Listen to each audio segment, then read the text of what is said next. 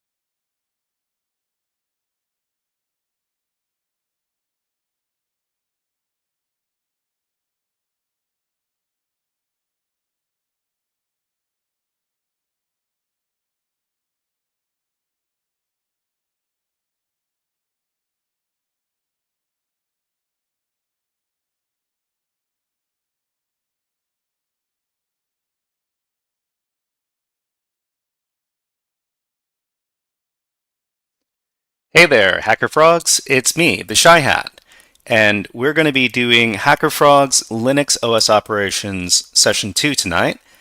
To anybody in chat who doesn't have an account over at the Pico CTF website, we're going to be using that website to do some exercises. So please go to the link that I provided in the chat and sign up for the service. So if you're having any trouble with any technical trouble, please let us know in the chat and we'll try to solve your problems if we can. But without further ado, let's take a look at some of the concepts we took a look at last time we were here, which was Monday. So this is HackerFrogs After School Over the Wire. Oh, it's not Over the Wire Bandit. We're doing Pico CTF, but this is part 2. Okay, so this is the second Intro Linux OS Operations workshop. And in the previous workshop, we learned about the following Linux commands. So if you're new, don't worry. We'll be going nice and slow, and we'll be doing a lot of examples for you to follow. So if you missed the previous session, that's perfectly all right. I'm sure you'll be able to catch up to where we are in this session without too much difficulty. So we learned about the ls command in Linux. The ls command lists the files and directories in the current directory. It can be used with the -l argument to output in a list format and with the -a argument to include hidden files and directories in the output. These two arguments can be combined to produce both outputs, for example, -la. So one interesting website that we can use to learn about Linux is the JS Linux website. And the JS Linux website provides a free Linux virtual machine that you can use on the web. And if you want to play around with it, you can also do so at this website right here. So I see that we have some people in the chat. We have Nico, and we have Deshandiz. And welcome. I hope you learn a lot of good things tonight. All right, and as usual, if you have any questions during the session, please feel free to type in chat, and I'll try to answer your questions as soon as possible. So if you were to load up this Linux virtual machine over here, this is a perfectly usable Linux terminal, and like I said, you can use the ls command. Just type ls and then enter. You can get the contents of the directory like this. You can also use the ls command with the dash and the LA, or just the -L, and you'll get the results in a list format like this. Okay, so that was the ls command. What else do we have? So we also have the cat command.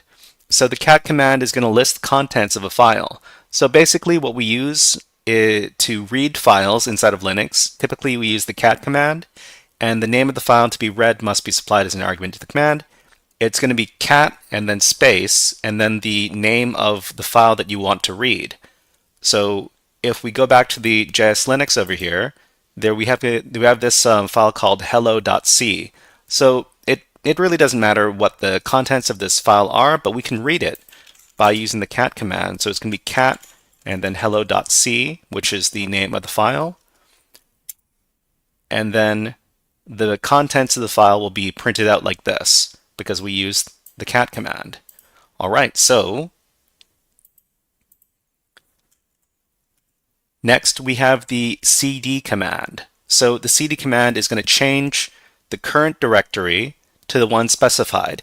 In Linux, we generally work inside of directories, and directories are kind of like locations inside of the file system.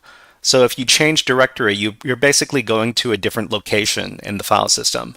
And when we use the cd command, the new directory must be supplied as an argument to the command. For example, we can go to the downloads directory, so with the cd command. So if we go over to our JS Linux, we can print out the working directory with pwd, and it says we're in the root directory. But if we wanted to go to another directory, say we wanted to go to the top level directory, we would do cd and then slash. And slash is the name of the directory that we want to go to. This is the name of the top level directory in a Linux file system. So after we do that, and then we do pwd to get the name of the directory we're in, we see that we're in the slash directory over here. Okay, so next we talked a little bit about the pwd command, which is basically going to show you what directory that you're currently in. So for example, here we do pwd and it shows us we're in the home Shy-Hat example directory. But when we're dealing with JS Linux, we did the pwd command, and because we navigated over to the top level directory, it shows that we're in the slash or top level directory. So if you need me to explain any of these concepts in greater detail, or if I'm talking too fast about a certain topic, please tell me that I'm going too fast and to go over whatever topic that I was talking about again, okay? So we also use the file command inside of Linux. So the file command is going to identify the type of contents for a specified file. The file name must be supplied as an argument to the command. For example, if we used file on a file called picture.jpg, it would probably tell us that it had picture information because JPEGs are pictures. Okay, so what we're going to do now is we're going to start solving some challenges inside of Pico CTF, and at the same time we're going to learn about some Linux concepts. So we're going to go to this website over here, and what I'm going to do is I'm going to provide a link in the chat to all of the links that we're going to be accessing today.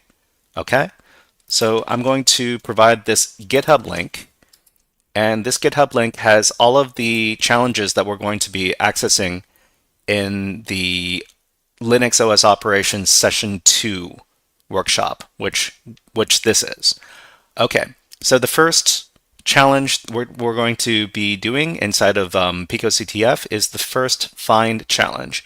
But before we do this challenge, I want to ask, is everybody logged into Pico CTF?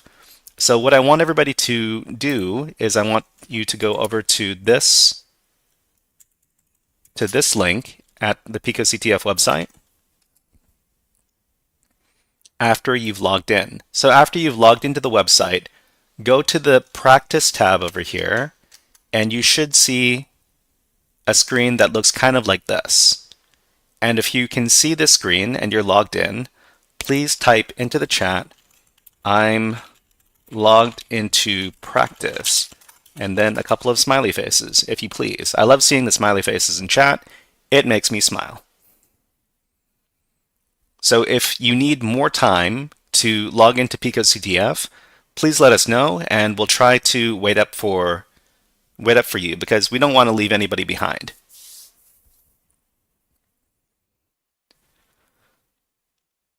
But in the meantime, I just want to introduce the fact that there are a couple of fun video redeems that you can do on the stream. And what you would do to redeem those videos would be to type !redeem and then space, and then the name of the video redeem you want to do. For example, these are some stellar jays. They're fun little birds that I feed over at my bird feeder over here where I live, and they're a lot of fun.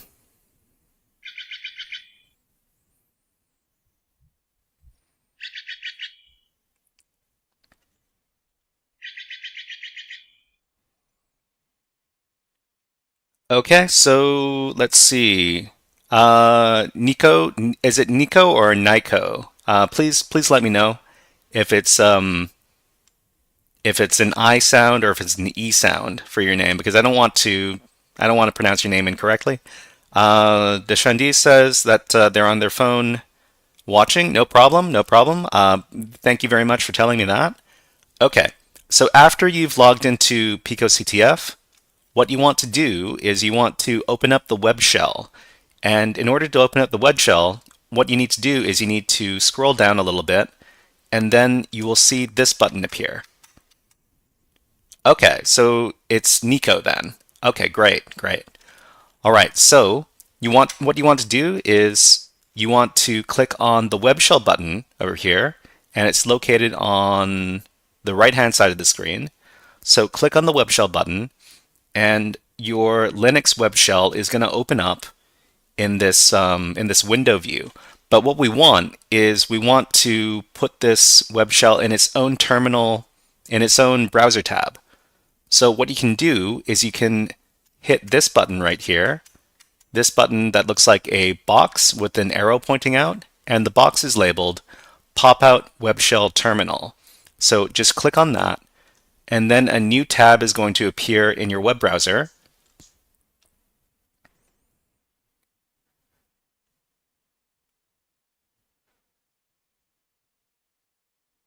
And it's supposed to load up the Pico CTF web shell.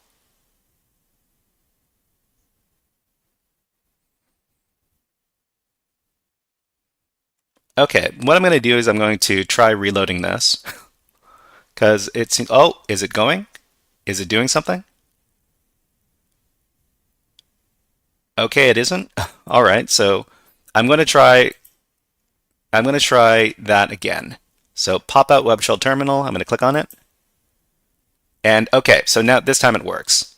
So what this does is it puts the web shell terminal in its own browser tab, which means that we can get a nice and big view. And we can also take a look at the Pico CTF website on the other tab, which is what we want. Okay? So after you've logged into your Pico CTF web shell, then we're ready to start the challenge. Okay? And the first challenge that we're doing is called First Find. So I'm going to copy the link and put it in the chat. And you can copy that link and you can paste it into your Pico CTF window. And then the challenge description will appear like this. Okay? So the description says first find, and it says unzip this archive and find the file named uber-secret.txt. So what we need to do here is we need to download the file. So the first thing you need to do is you need to highlight the download zip file link. And we see Shandera. Shandera is watching from the phone. Okay, no problem. Thank you very much for participating, Shandera. So you need to highlight the link over here and then right click and then select copy link. So just copying the text isn't going to do it. You have to right click and select copy link. And then you need to go over to your web shell browser tab.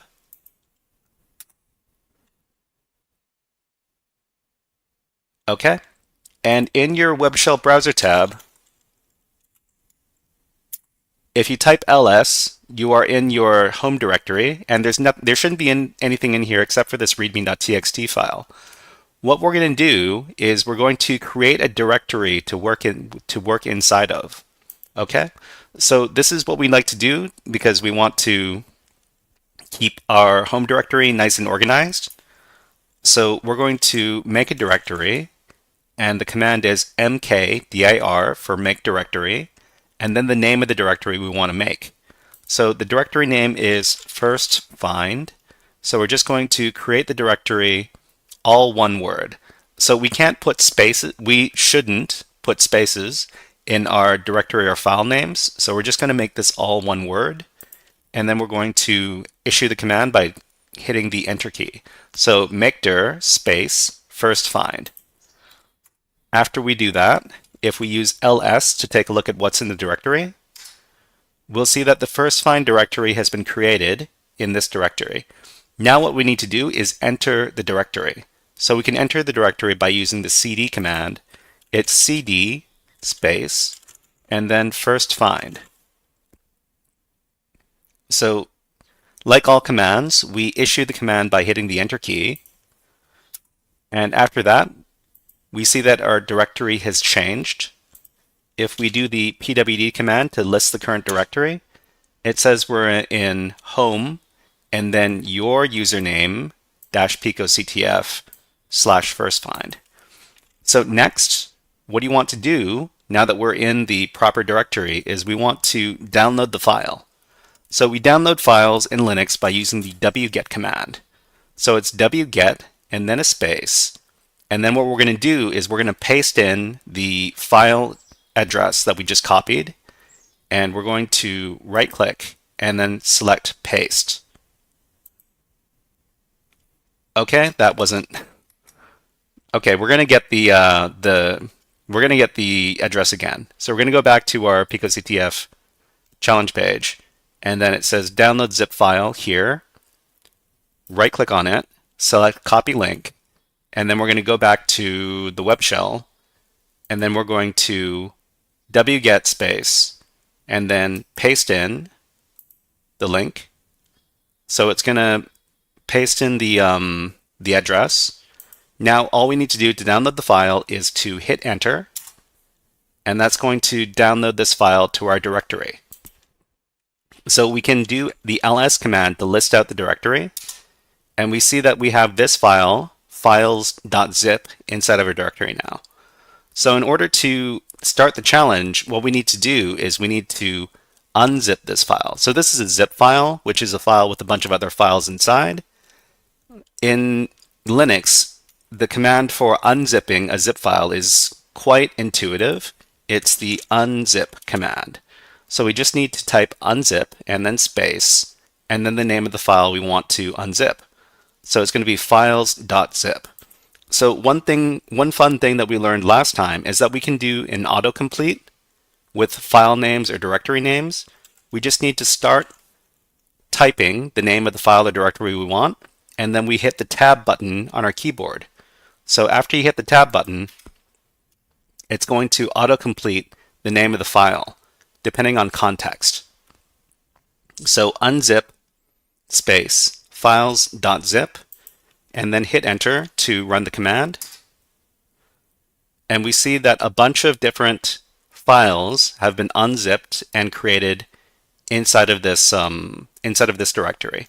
If we do the ls command, we see that so another tip for people who want to work inside the Linux terminal is that if the terminal becomes really crowded and we want to go back up to the top, we can use the clear command. So it's just the word clear and then hit enter, and then all of the other text on the screen is going to disappear and it'll send us back to the top of the terminal.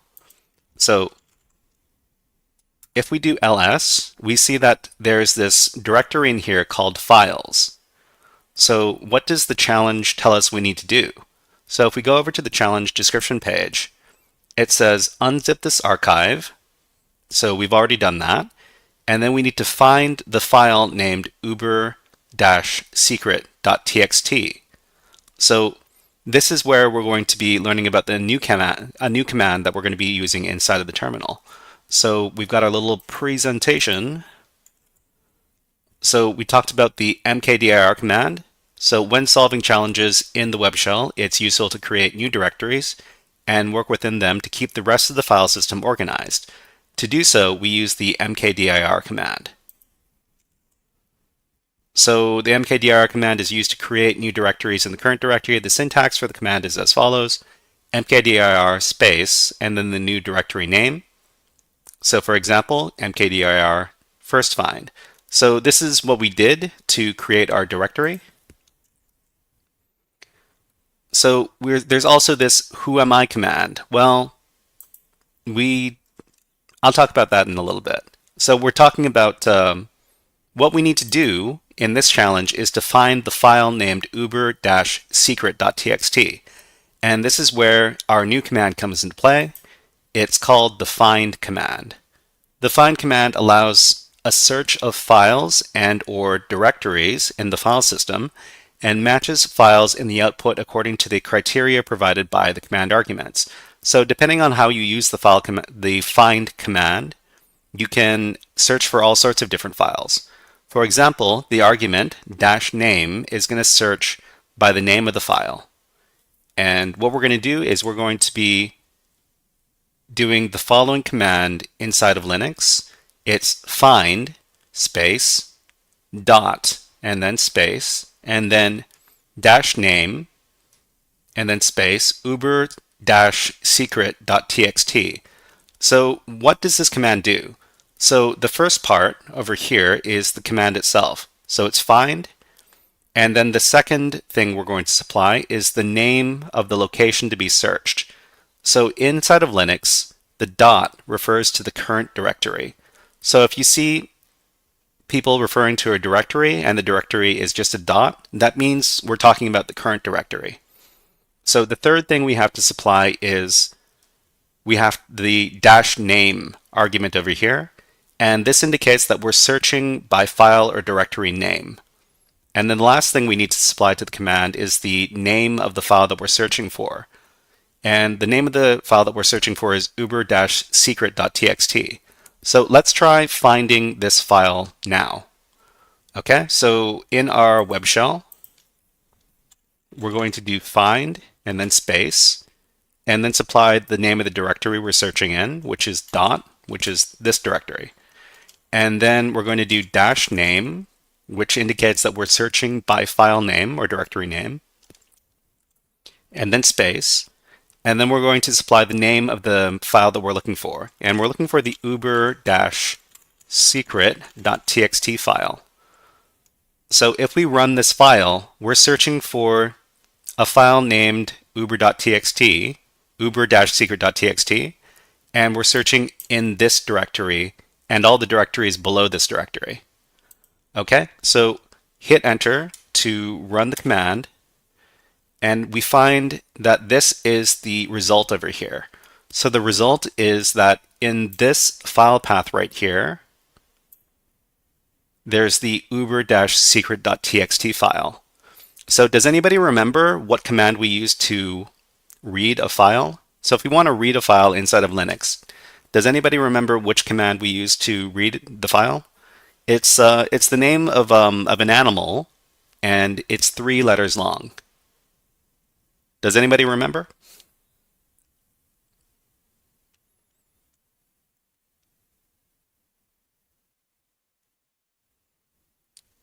So the answer is we need to use the cat command to read a file. So we use cat and then space and then provide the name or the file path of the file that we want to read. So we have a file path right here. So this is Deshandis says cat. Yes, that is correct. That is correct. And we're going to use the cat command to read this file, uber-secret.txt. So an interesting thing is that we can actually just copy this file path, just highlight it all, and then we can right-click, copy it, and then we can paste it in.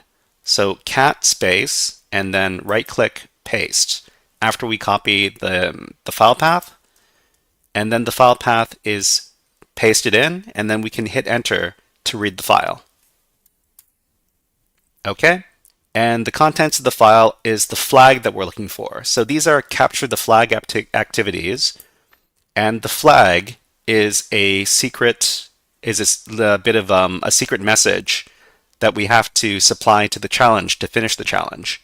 Okay, so if you manage to print out the flag over here, Pico CTF, find is fast over here. If you manage to print this out, please type in the chat, I used find and found out.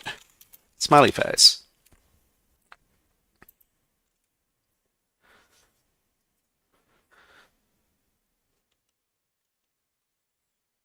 All right, so the last thing we need to do to complete the challenge is to highlight the flag string over here, just like that, and then we're going to copy it. So we can right-click and copy, and then go over to the Pico CTF challenge page. Inside of the challenge page, in the description over here, there's going to be a flag submission field down at the bottom here. Just click into that and then paste in your flag. You can paste using the keyboard shortcut Control-V, or you can right-click and paste. And then after the flag is pasted in, you can click on Submit Flag, and then the challenge is completed. All right, so the last thing we're going to do after we've completed this challenge is we're going to do a little bit of cleanup. So to keep our Pico CTF web shell home directory clean, and because we're only allowed a certain amount of disk space, we should delete our challenge directories after we've done solving the challenge. We can do so with the rm command.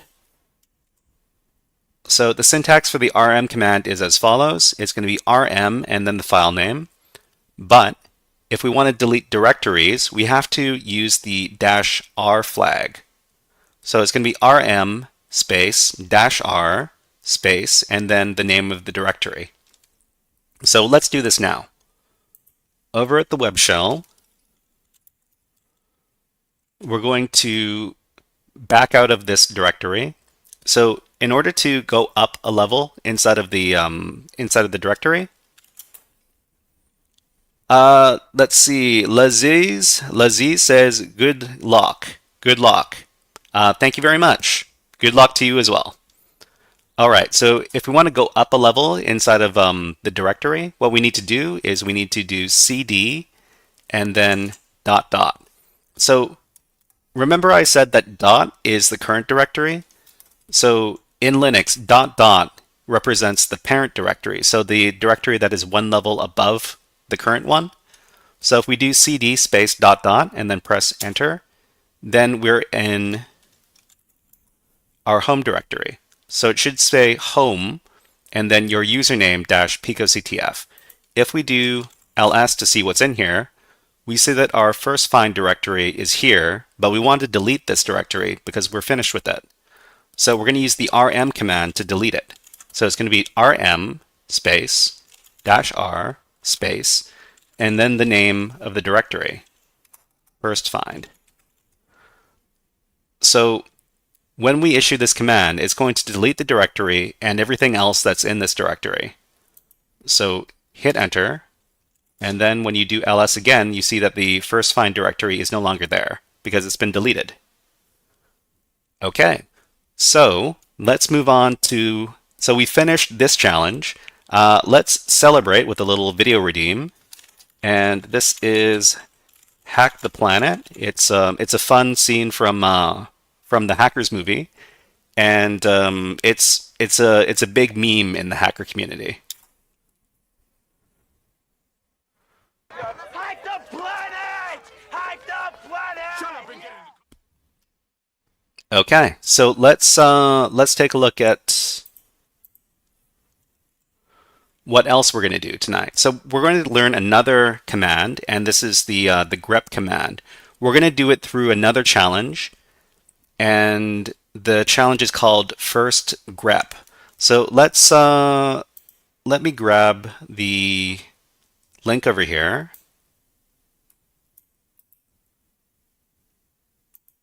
And I'm going to supply this to everybody in the chat. Okay, so in the picoctf website, we can paste in the link, and it's going to lead us to this challenge right here called first grep. So it says, can you find the flag in file? This would be really tedious to look through manually. Something tells us there is a better way. Okay, so the first thing we need to do is we need to create a directory for the first grep challenge. So we're going to go back to our web shell, and we're going to use the mkdir make directory command again, and this one's going to be called first grep, all one word. So issue that command and then enter the first grep directory with cd. And then what we're going to do is we're going to download the file that we need to begin the challenge. Okay, so over at the challenge page, this file word right here is a link. So right click on it, select copy link, and then go over to the web shell, then type in wget, and then paste in wget space, and then paste in the link. So after you've pasted in the link, hit enter, and that's going to download the file.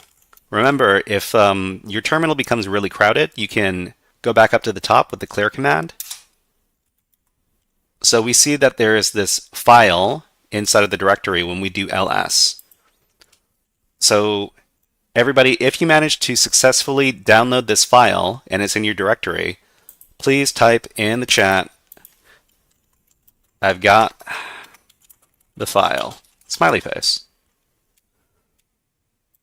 So if you feel like putting in some other emotes, like the cool cat emote, or or the frog emote, or the OS frog emote, I appreciate that as well. Once again, if anybody is having any troubles, please let us know in the chat, and we'll try to address your issues as soon as we can, because I don't want anybody to get left behind during these workshops. We want everybody to be progressing together.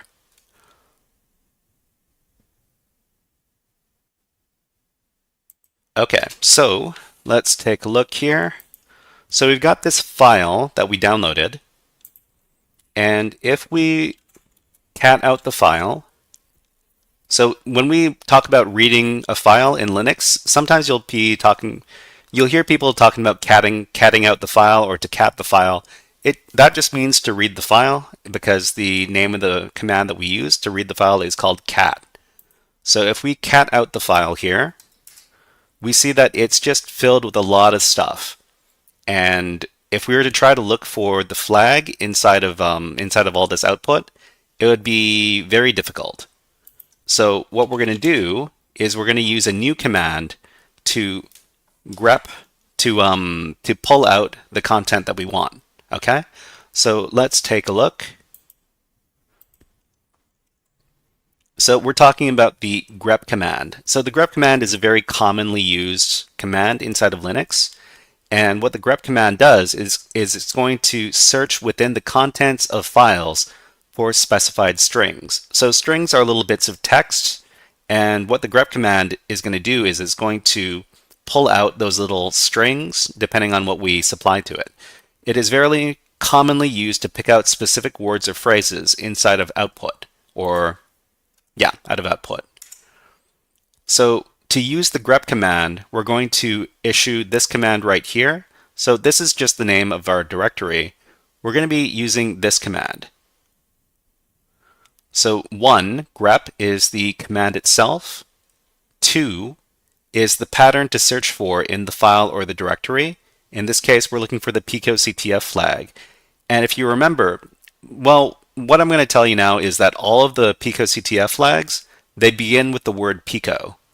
And that's one of the clues that we're going to use to get the flag. And number 3, the third thing we need to supply, is the file to be searched. In this case, the name of the file is file, so we're going to be searching inside of that. Okay? So, nope, that's not where I wanted to go. I wanted to go here. Okay. So for example, once again, we can cat out this file, okay? And we see we've got all of this stuff right here, but let's just say we wanted to look for just this little piece of text. So CZFQM. What we would do is we would do grep and then space, and then the pattern we're looking for, which is this. So I can copy this and paste it in. And then we have to do space and then supply the name of the file that we're searching inside of, which is file. So if we give this command, it's going to highlight the text that we specified, which is this right here. So likewise, we can use grep and look for the pattern pico inside of the file. So this is going to pull out the word pico if it exists inside of the file. So hit enter, and this is the flag right here. Okay, so all we need to do to finish the challenge is to highlight the flag and then right-click copy, then go over to the challenge page. Inside the challenge page, paste in the flag, and then click on the Submit Flag button over here. And that's going to finish the challenge. All right, so if you manage to finish this challenge, the first grep challenge, please type in the chat, I grepped the meaning, smiley face. And if you are having any trouble completing the challenge, please let us know, and we'll try to help you out. Okay? Meanwhile, what we can do is we can do a little bit of cleanup.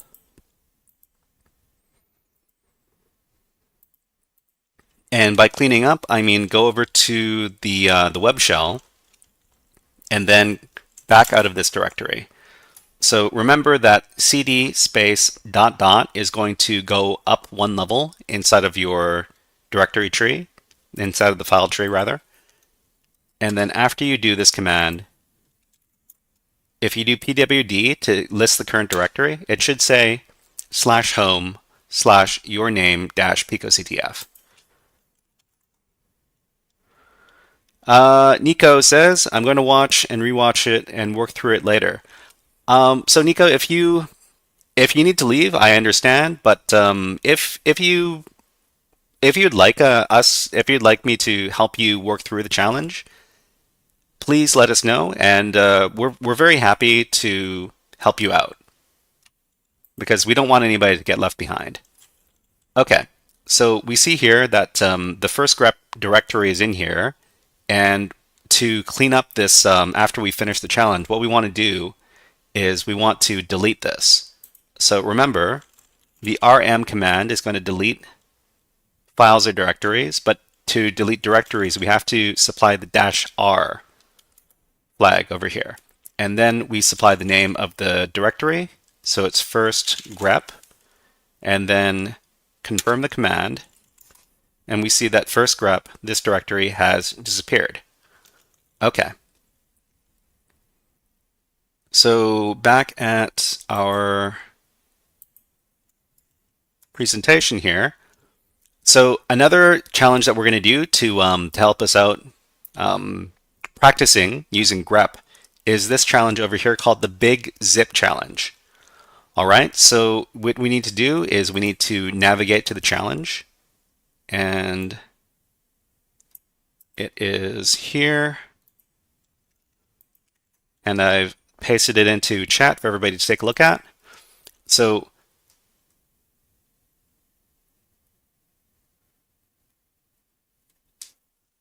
Nico says, I missed the step to get to the terminal and type everything.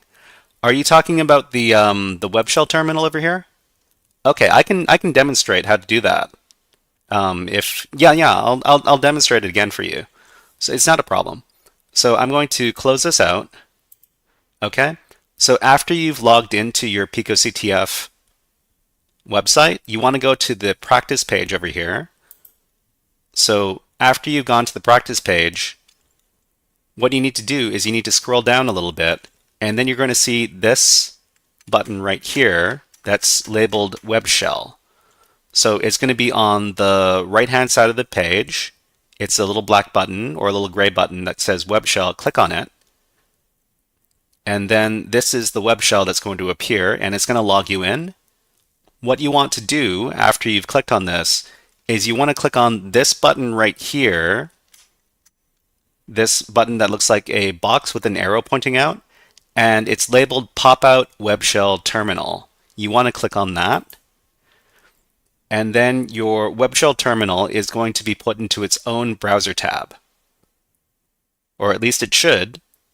Sometimes this website is a little bit laggy, so sometimes you have to get out of here and try the process again. So click on Pop-out Web Shell Terminal.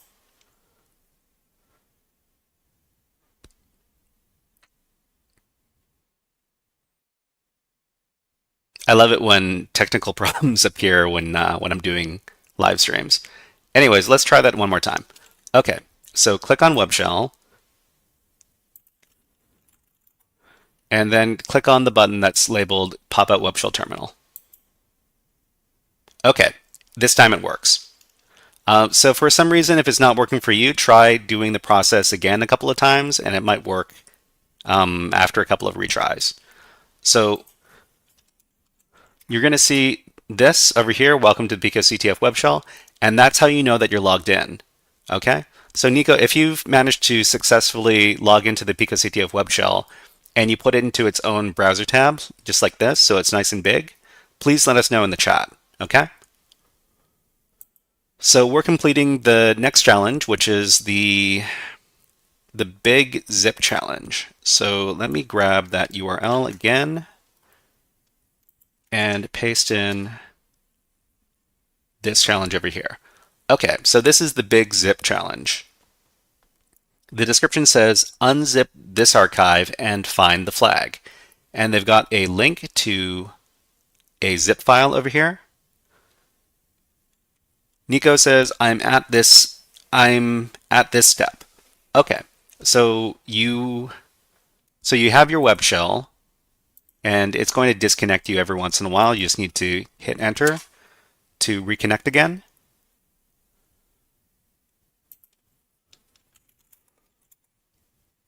Okay, and then back at the big zip challenge over here. And Nico, if you're having trouble with any of the steps, please let us know and we'll try to help you out. So after you've logged into your web shell over here, go back to this challenge page, and if you need the link for the challenge, here it is. So on the challenge page, it says download zip file. What you need to do is you need to highlight the zip file here, right click, and then select copy link. That's going to copy the file link. And then after that, go back to your web shell. And what we're going to do is we're going to create a directory for this challenge. So the command to make the directory, one more time, is mkdir and then space, and then the name of the directory we want to create. So we're going to create a directory called bigzip, all one word, because we don't want to put spaces in our file names or directory names. Hit enter. And then we're going to enter the directory by doing the cd command. So mkdir is going to create the directory. Cd is going to change the directory that we're in.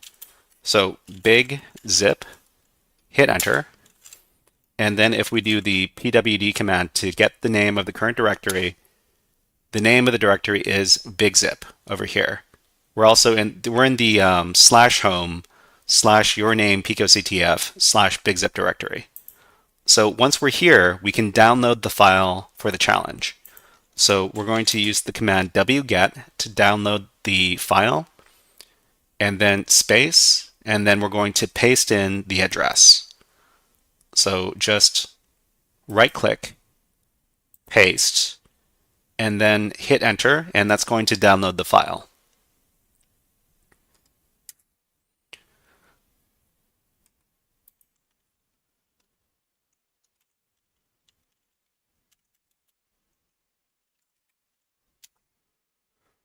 Okay, and that's going to download the file to our directory.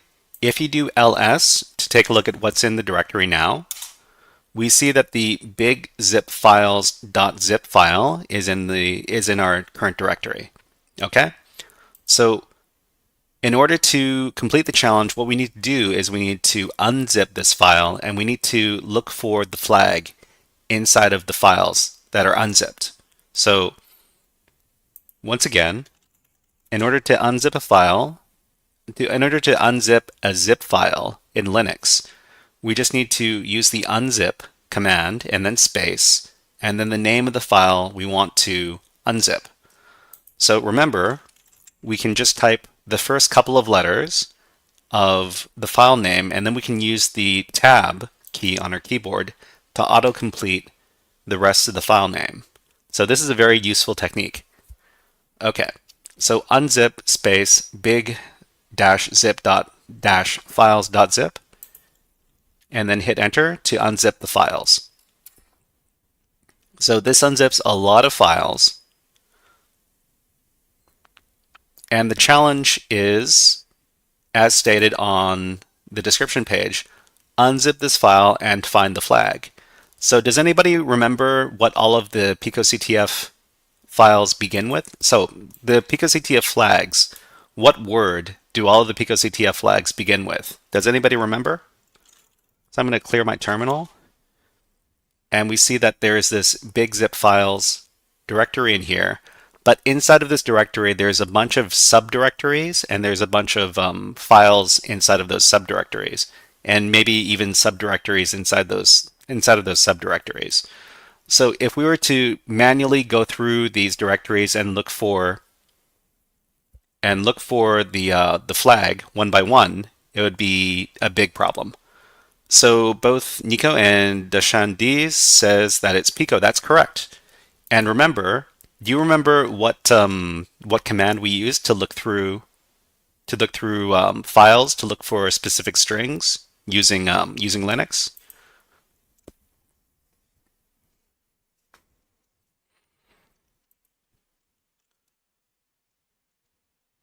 It was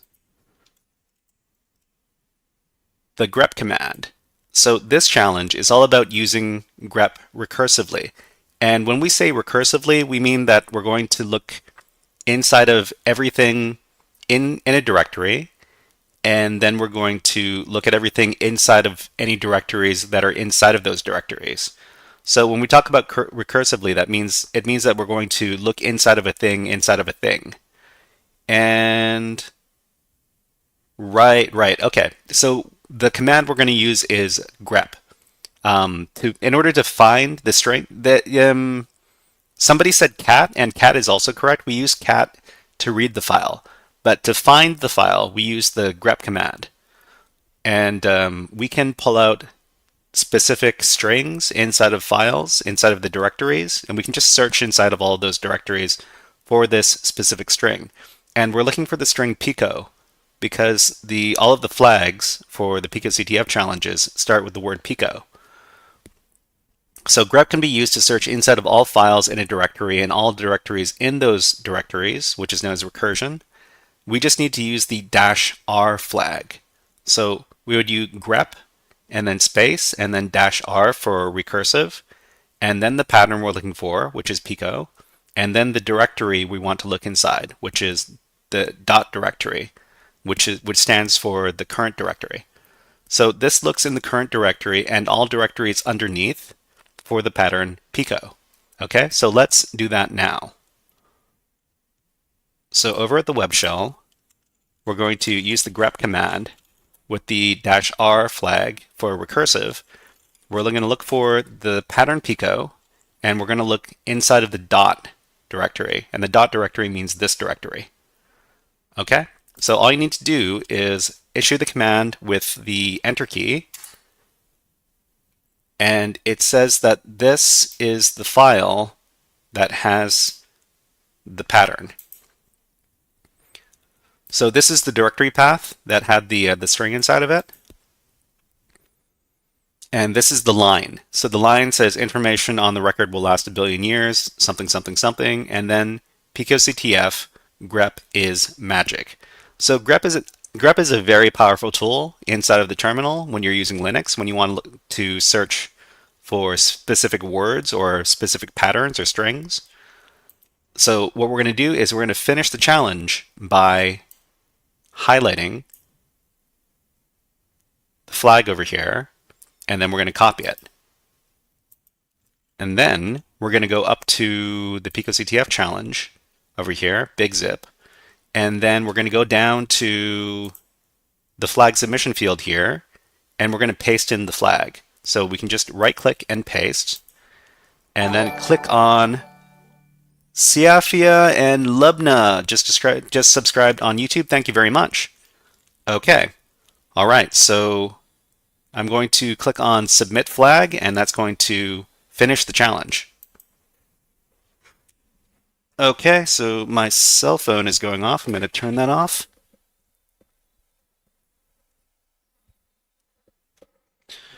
Okay, so where were we?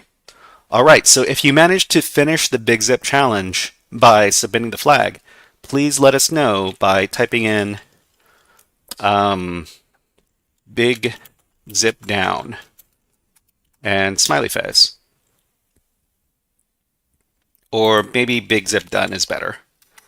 Big zip done, smiley face. Okay, so remember, each time we finish one of these challenges, we want to delete all the files associated with the challenge, just so we can keep our home directory nice and clean. So we're going to go back to the web shell, and we're going to go up a level, cd ... and then we're going to see that the big zip directory is here, and then we can delete the directory with rm-r, big zip. Okay, Nico's done. She did the big zip. Great, great. Okay, so rm-r big zip, and that's going to delete the directory, and the cleanup is done. Okay, so let's celebrate us finishing all these challenges with another redeem. This one is from South Park. It's called Go to Hack. Mr. Hat, may I please be excused from class? Well, Kyle, Yes. you hear me? You go to Hack. You go to Hack. You Have a great day. I hope everybody's having a great day. All right, so let's do our final challenge of the night, and the challenge is called Magikarp Ground Mission. So let's wrap up all of this by solving a challenge that will test our file system navigation skills, our ls and cd commands. Okay, so we're going to go over to our notes over here, and remember, if you want to take a look at this file that we're looking at here, that has all the challenges that we're doing, and we also have YouTube walkthroughs for these challenges. You can access it from this link right here. Okay, and we're looking at the Magikarp Ground Mission challenge over here. I'll supply the link in the chat. And just paste in the address, and you should see the challenge page over here. This is called Magikarp Ground Mission. So it says, do you know how to move between directories and read files in the shell? Start the container, SSH to it, and then ls once connected to begin. Okay, so this challenge has a couple of commands that we covered in the last lesson, but if we do this slowly, we should be able to complete it without any problems. Okay, so first of all, we don't need to create a directory for this challenge. We need to connect to the server to complete the challenge. So we need to go back to this challenge here, and what we're going to do is we're going to log in to a server using the SSH program. So SSH is a program that allows us to log into remote servers, and remote servers are basically any computer that is not your computer on the internet. And the SSH program is going to let you log in as another user on another computer. So this is what we need to do is we're going to use SSH to log in as the CTF-player account, and we're going to need this password right here. So the password might be different for each of you, so don't take what this says right here as the face value. You're going to need to copy and paste this. So to start the challenge, we're going to need to start our virtual machine. So the virtual machine is the server we're going to connect to. We want to click on this button right here called Launch Instance. So the blue button right here, click on it. And that's going to start the server that we need to connect to.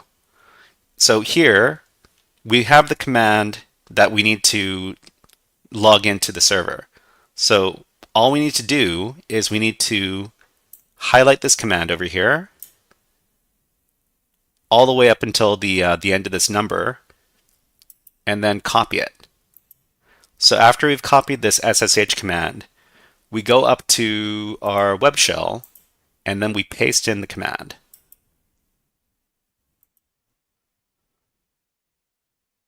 So let's take a look at what this SSH command is doing.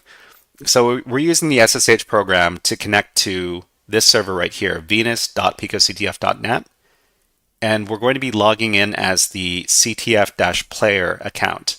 This @ over here, this looks kind of familiar if you're a person who uses email. So this is basically this username at this server right here, and we're providing a port number. A port number is basically where the services live on the computer. We have to connect to a specific port. In this case, it's this one right here.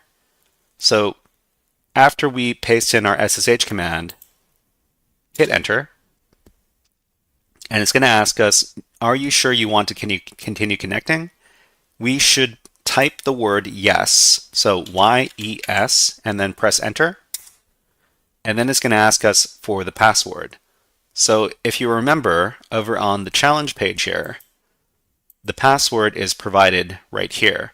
So we don't need to memorize this. All we need to do is highlight this. And when you're highlighting this, don't highlight these backticks over here. So these backticks are around the password. Don't copy those. You need to right-click, select copy, and then go over to the web shell. In the web shell, right-click, select paste. When you click on paste, you won't see anything appear. That's fine. That's normal. Just hit enter, and then you'll be logged in. Okay? And then you will see this prompt right here, CTF-player at pico-chal. So if you see this, and you're logged in using SSH, please type in the chat, I logged in. Smiley face.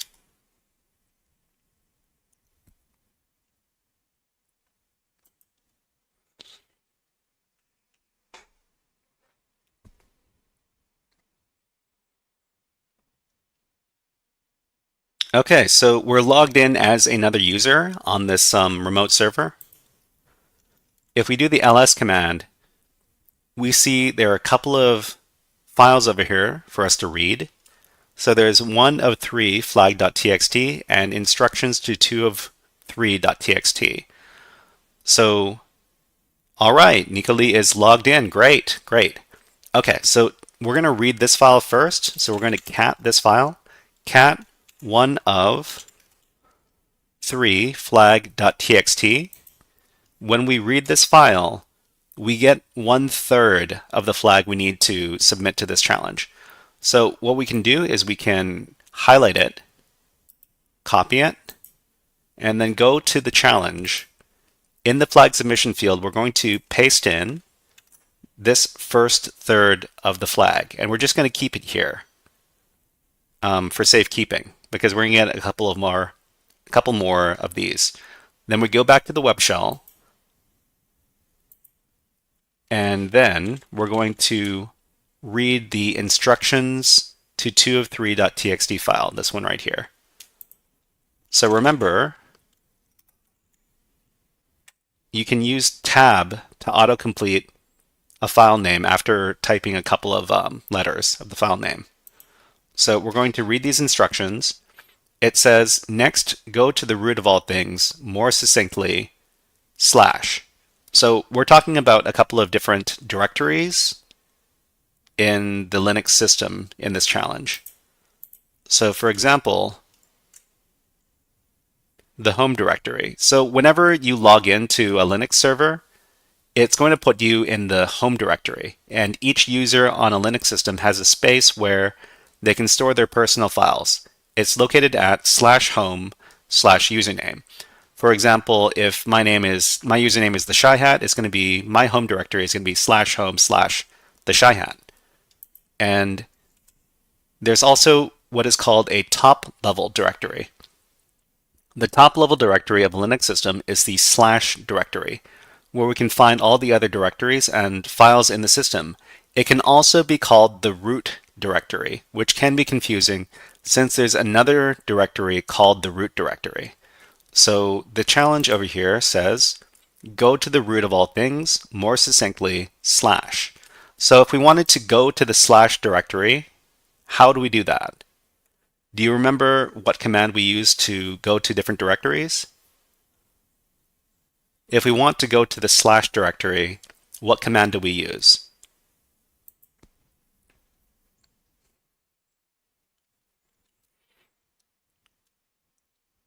So the answer here is we use the cd command, change directory. So to go to the slash directory, we just need to do cd space and then slash, and then hit enter.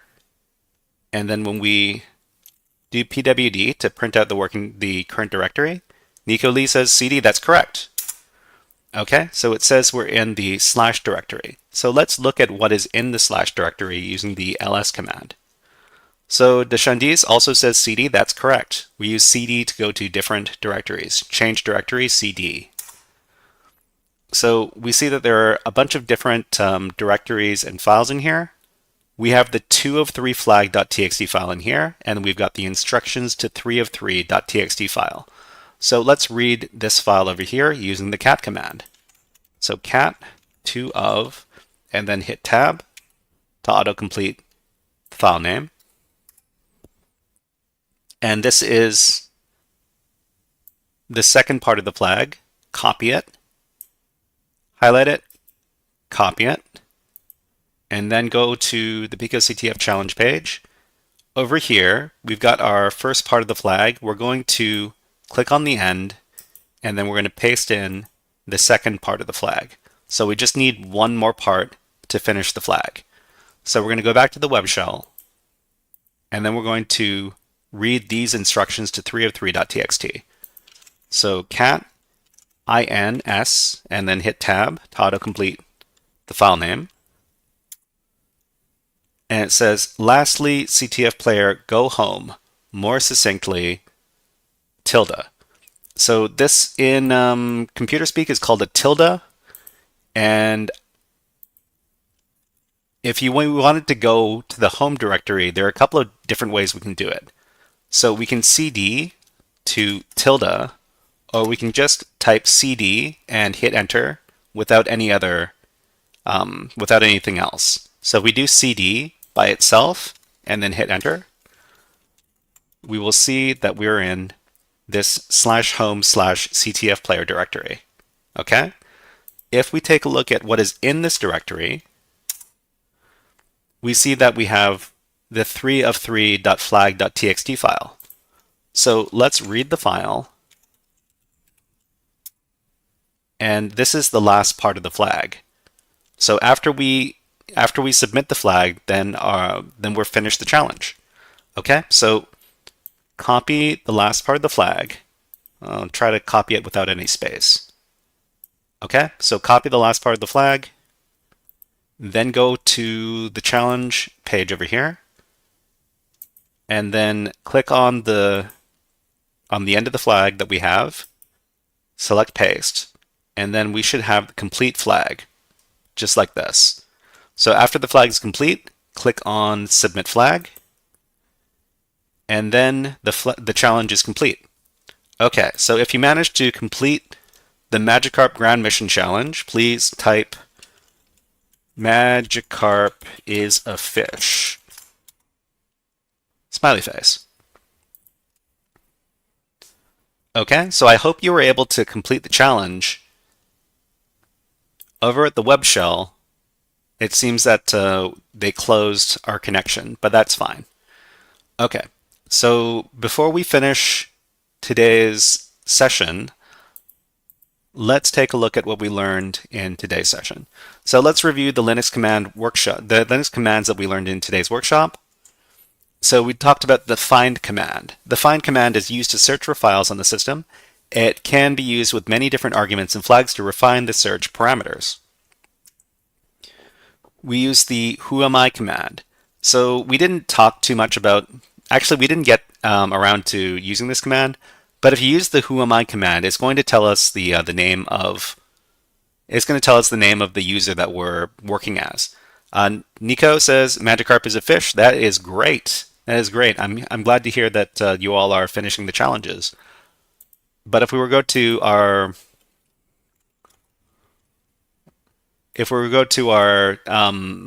JS Linux over here and we do who am I, it's an existential question.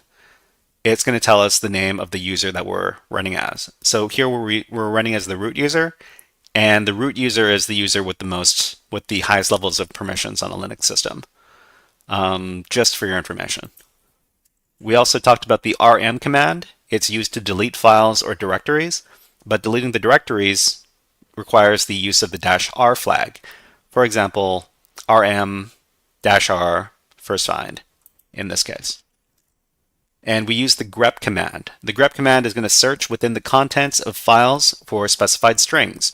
It is very commonly used to pick out specific words or phrases. And what's next? In the next HackerFrogs After School Linux OS workshop, we're going to keep learning about the Linux OS using the Pico CTF platform. All right, so everybody, if you're here and you're showing up to one of these sessions for the first time, please let us know in the chat, and please let us know which organization you're with. If you're from BGH, Black Girls Hack, please type BGH, smiley face. And if you're from Women's Society of Cyberjitsu, please type WSC, smiley face. But thank you very much for coming to today's session. We're going to be doing one last session this week, and it's going to be on Friday. And if you look over at the Reddit page for HackerFrogs over here, we have the full schedule for all of the HackerFrogs sessions. If you want to take a look at that, it is at the link I've provided in the chat. All right, we've got some people from BGH. Great to see, great to see. But yeah, our Linux OS operations is right over here. They're running until October 9th, which is coming up next week or so. All right, great to see. Dishandis, thank you very much. Thank you very much for coming to today's session. The next session is going to be on Friday, and it's going to be on October 4th, and we're going to be learning a little bit more about file management inside of Linux. If you enjoyed today's workshop, then I am happy.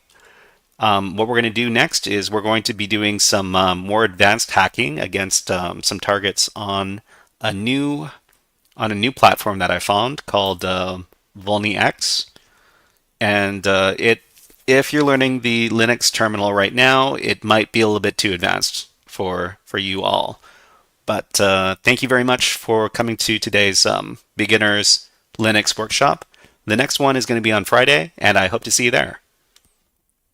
All right, Shandaria also is from BGH and WSC. Nice to see, nice to see.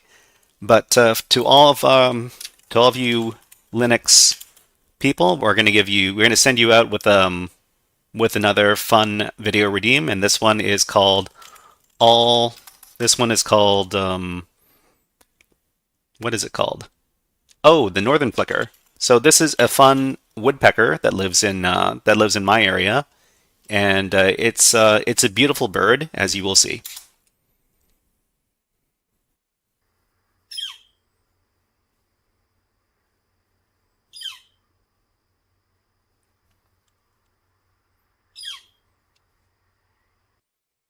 All right, thank you very much, and I appreciate that. I appreciate everybody for coming tonight, and I'm happy that everybody seems to be having fun with Linux. We're going to be learning more Linux on Friday, but now we're going to be covering this new platform that I discovered, and this one is called VulnyX.com. So for people who like doing CTF challenges, VulnyX.com is a website that's a bit like what is it called? VulnHub, which is a very old website that we used to use to download different challenges. And I'm going to start playing my music again.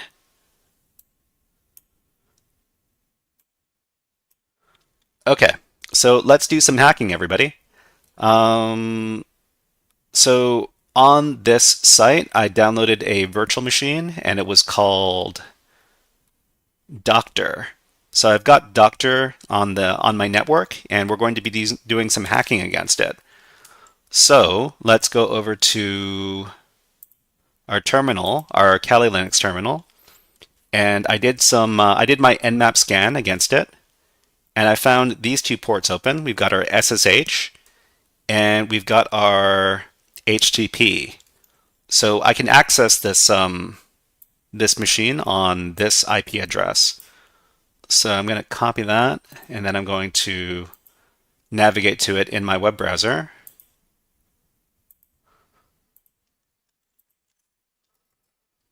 Oh, that music's a bit loud. I'm going to make that a little softer. Okay, so it looks like some sort of medical website over here. All right, so this is a medical website that we're dealing with. We need to find the vulnerability in here in order to break into the server. So what should we do first? So we're dealing with a single accessible service, which is the HTTP port over here. Generally, like what I like to do is I like to run Nikto scans against web servers. And the web server is 10.02.23, I do believe. So Nikto is a web app vulnerability scanner, and it's going to scan the website for a bunch of different vulnerabilities and enumerate a bunch of information about it. So if we run this, it finds a couple of different directories in here that we could investigate. So there's a CSS directory, there's a /img directory, and that's all we got. Okay. So another thing we can do is, so we take note that there's a CSS directory and img directory here. What another thing we can do is we could do some directory busting. So directory busting is basically trying a bunch of different directory names and seeing if we can get any results against this website. So in order to do directory busting, we like to use GoBuster. So GoBuster is a tool that we use, and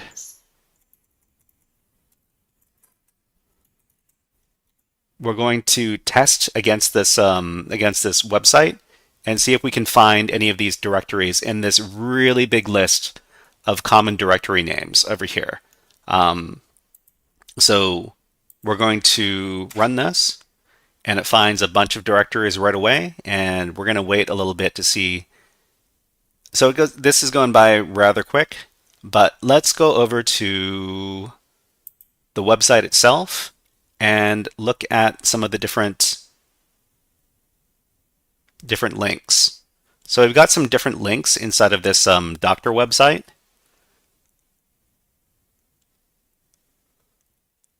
A lot of these don't go anywhere, it looks like.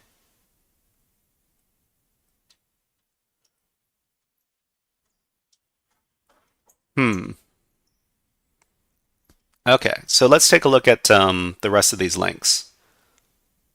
So there's an index.html over here. There's a department.html. Is there a blog? There's a blog.html. There is some other.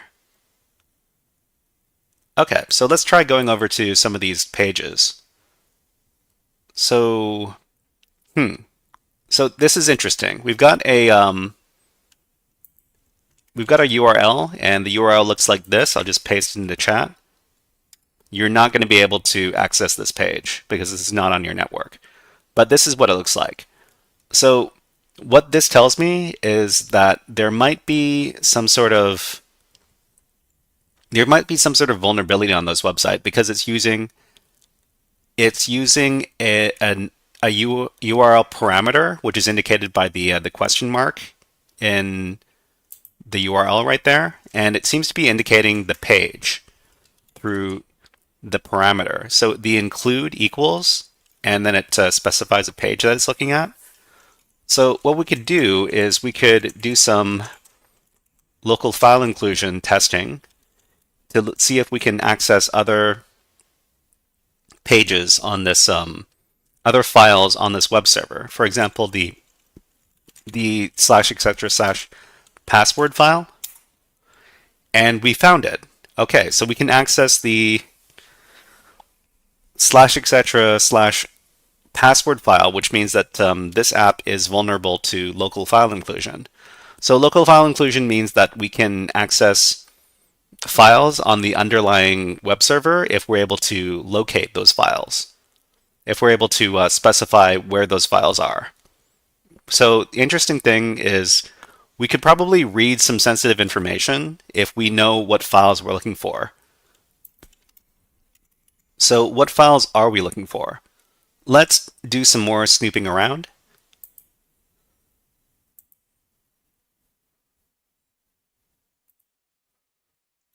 So if anybody in chat has some suggestions about where we should go from here, go ahead and type them in the chat. I'd be happy to read them. Let's see if we can read the etc shadow file.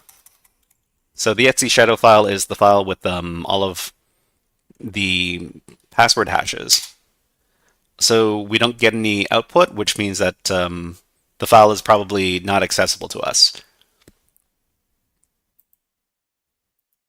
Okay, so we've got image, CS, JS, fonts, some of these other directories that we found. Let's do the same GoBuster file, the same GoBuster command, but we're going to look for some file extensions. So maybe some TXT files. Maybe we'll look for some PHP files. We're going to look for some HTML files and see if we can find any of those on the server.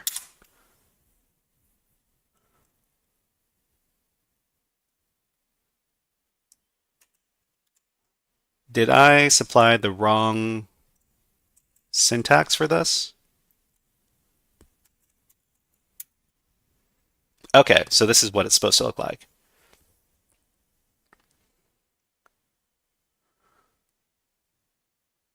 Okay, department elements, department.html.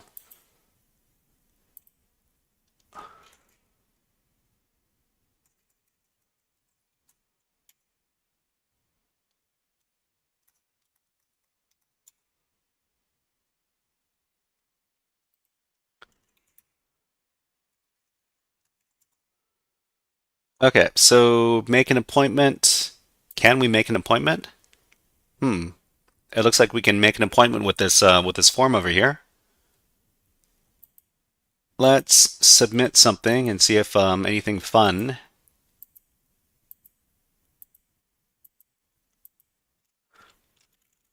comes up.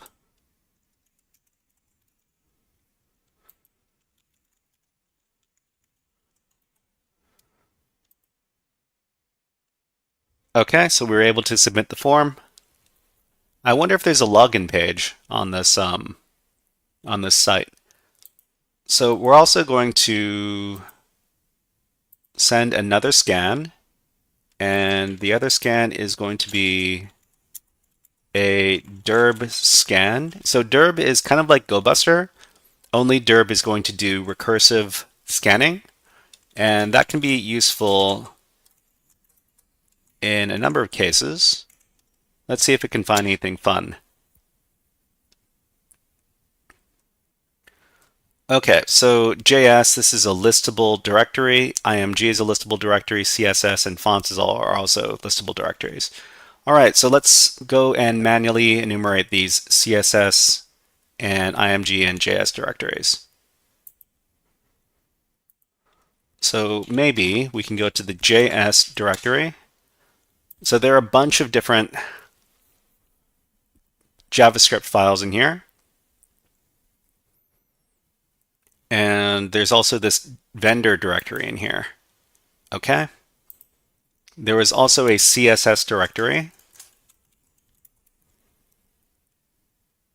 And this sets up the style sheets for the website. Let's take a look at the font directory. Oh, was it fonts with an S? Okay, these are all the fonts that are used on the website.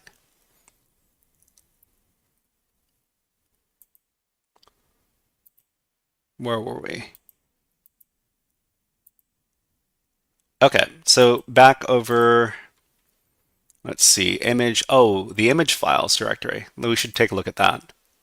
So img. Okay, so we've got a lot of different directories inside of here, and I'm guessing we don't really need to pay too much attention to this stuff.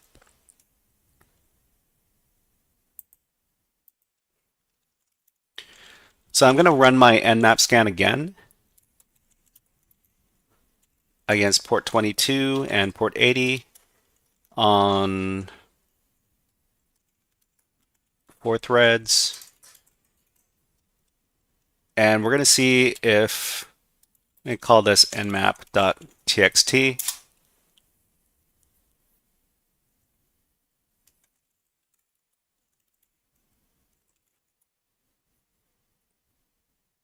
Okay, so sorry, I needed to do something different. That's something more in my nmap scan. So in this nmap scan, we're going to run some common scripts against the services that we find, and we're also going to get version information with these tags right here, -S and -S and then we should get some better results. So I'm redirecting this into this nmap.txt file so that I can look at it at my leisure. So just take a look.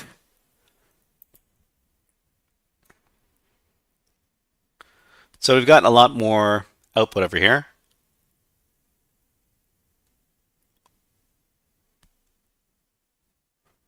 DocMed, okay. So far we've found one vulnerability on this app so far. That is the local file inclusion. And if we were to leverage local file inclusion, we might be able to read some other files. So this, we've got blog, we've got contact, we've got about. Let's try navigating to these directories. Sorry, to these web pages.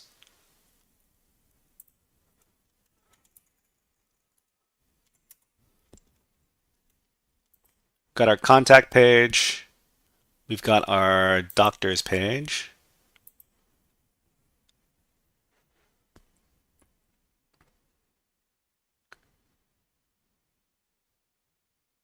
Got our elements page.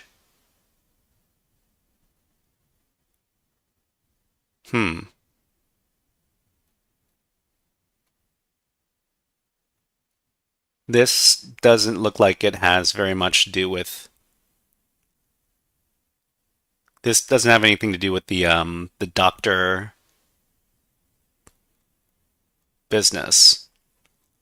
Okay, so what else is here? Blog. We've got our blogs. This doesn't. Okay, so I guess this kind of breaks the whole doctor theme because these blogs don't have anything to do with doctoring. Single blog. I think this is supposed to say blog details. It's not spelled correctly.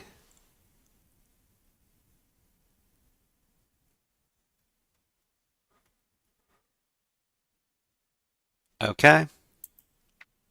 Here's our departments.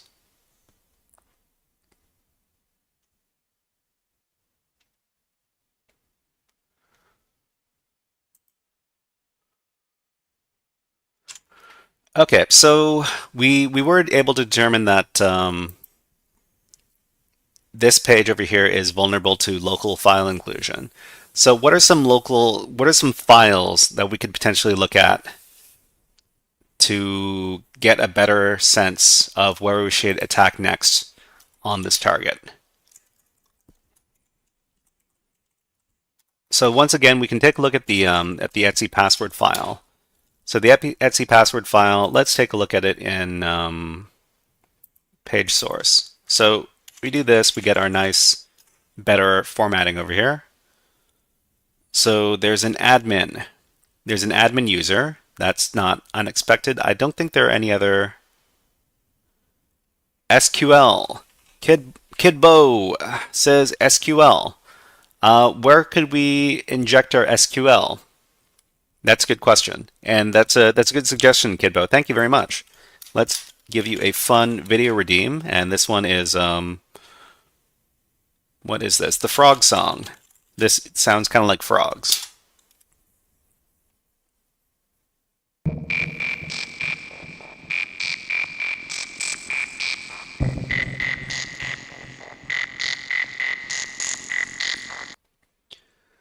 So Kidbo, you are correct. We could try doing some. That played twice.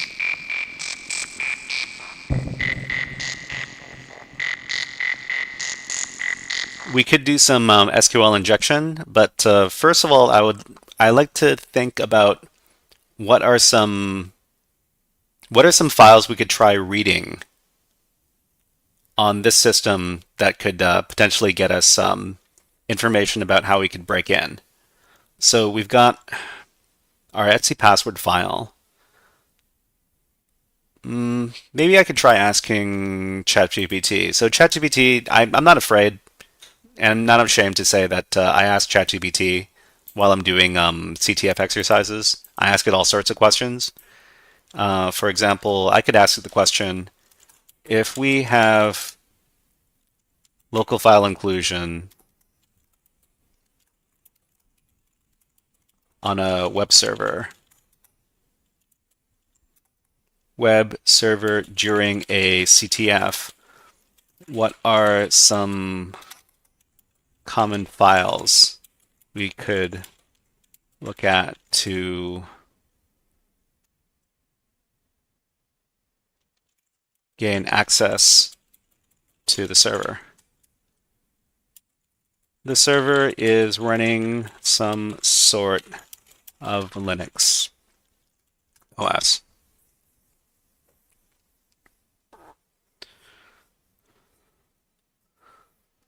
Okay, so it suggests etc password, log files,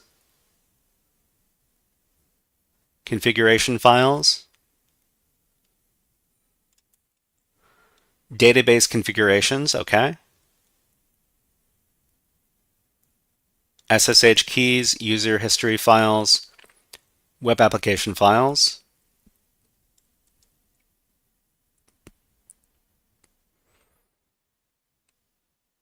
Okay. Oh, you know what? There was the admin user. So if we look back over here, there's an admin user advertised over here. So we could try looking at some bash history.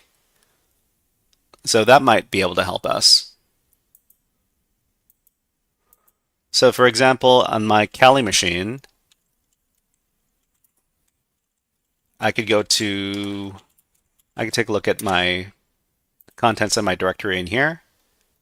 And I've got my bash history in here, I think. .bash_history. So maybe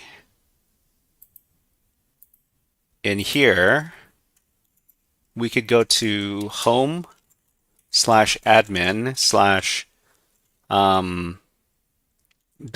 .bash_history. Is that how you spell it? .bash_history. Okay, let's see if we can look at that. Okay, so there's no bash history here. Well, it was worth a shot. Okay.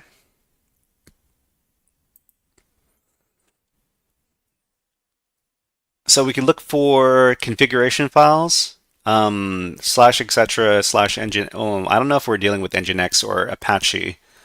I think the Nikto scan should have been able to catch that. So where's my Nikto scan? It was over here. No? No, it wasn't. Okay, let's run Nikto again. So it's an Apache server, reportedly. And okay, so maybe we could take a look at, oh, there was a default Apache file found.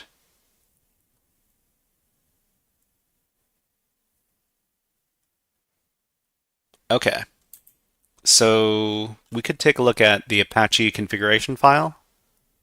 Let's try this one.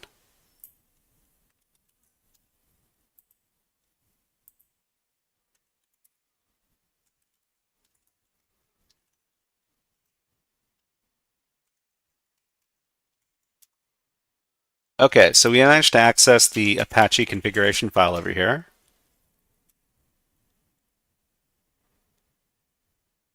The question is whether or not this gets us anything good. Okay, user admin, group admin. Doesn't help us too much.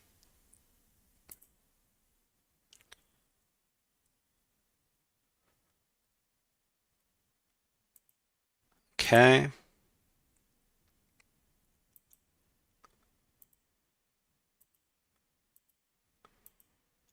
Configuration files. So database configurations, commonly stored in application directories like /var/www.html, or this might include database credentials, so wp-config.php. We could also look for SSH private keys. So /home/username//home/username/.sh/IDRSA. So, okay, we might be able to capture this. So we know that the admin user exists. So let's copy this, go over to our local file inclusion, paste in the path, and let's put in the username admin. Okay, we have a SSH private key. So we need to copy this, and then we need to create this file.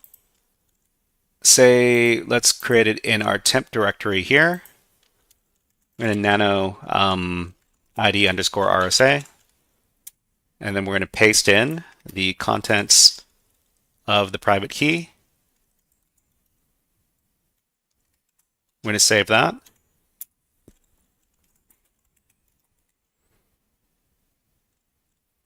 So this format looks a bit weird. Maybe it's not going to accept this format. Let's okay, this looks like a better version. I want to keep the formatting if I possibly can. So I'm going to delete this file, and I'm going to recreate this file and paste it all in. Save that, and then I'm going to change the permissions on this SSH key because SSH keys require very specific permissions if I want to run them with SSH. So if we take a look at the IDRSA file, it doesn't give any read or write permissions to anybody that's outside of the user that created it. So that's what we want. Okay, so let's try logging in as the admin user on this SSH server, and we're going to supply the ID RSA file as the SSH key. Okay. It's asking us for a passphrase for the ID RSA. So we don't know the passphrase. what we're going to need to do is we're going to need to crack the ID RSA key. So I like to do this using John the Ripper. So what we can do is we can use a tool called SSH to John, and we can run it on the ID RSA key, and we can redirect the output to ID. We're going to call it admin.hash. Okay? So after we do that, we can run John the Ripper, which is a password cracking, which is a hash cracking software. So John the Ripper, we're going to use it with a, oh, okay. We're going to use it with the word list. So we're basically comparing the admin hash to a bunch of well-known passwords inside the rocku.txt file. So the rocku.txt file has, was it 4 million or 400 million? ChatGPT, tell me how many passwords the rocku.txt file has. How many passwords does the rocku.txt file contain? Okay, so that's 14 million passwords, roughly, give or take.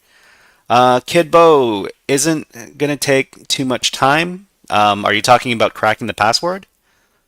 So if we're using John the Ripper in word list mode, it's not going to take very much time. If we're running it in brute force mode, then that's going to take a lot of time. But if we're running it in word list mode, it's not going to take a lot of time. Even though there are 14 million passwords, John the Ripper is a fairly quick program. So let's just try running this and let it do its thing. And we were able to find the password right away. It's unicorn. So, but this is also an easy level challenge. So the solutions to these easy level challenges are not usually super complex, but sometimes that doesn't necessarily mean it's super easy. It just means that that the types of solutions that you're going to encounter are not going to be super complex. So we've got the passphrase rather, and let's run SSH again, and we're going to supply the passphrase, which is unicorn, and we're now logged in as doctor. Okay, so I'm going to try something new, and I recently installed some voice changing software on my system, so let's see if I can put in my deep voice and say we're in a hacker voice. Okay, so if it sounds like my voice is deeper than usual, please tell me. Okay, so I'm going to turn it on now, and then we're in. Okay, so please tell me if my voice was super deep there, or if it wasn't. All right, so we've got our user flag over here, so we can just cat out the user.txt flag right here. I'm going to record it for my own use later. And I'm going to create a notes.txt file just so I can keep track of all the notes of stuff we found on the system.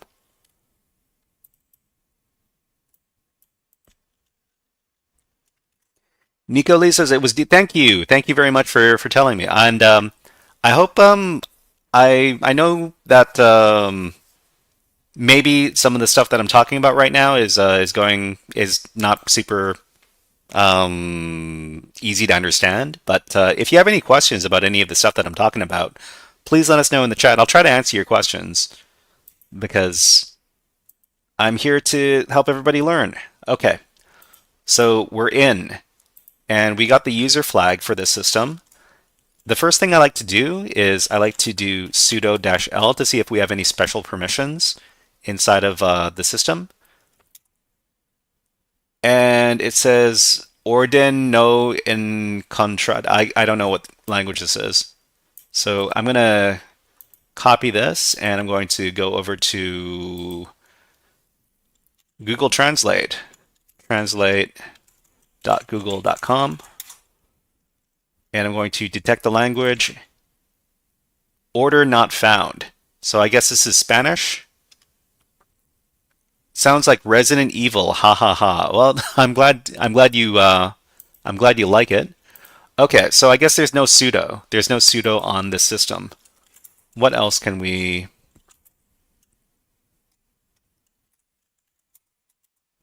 So there's the admin folder on the system, and let's see if there are any funny SUID binaries on the system. So I'm going to ask ChatGPT because well, actually, we can just Google this. And what we're going to Google is how do we find SUID binaries on Linux? So here's an article over at Hacking Articles. If you want to take a look at this article, it's over here. And we're talking about binaries with elevated permissions.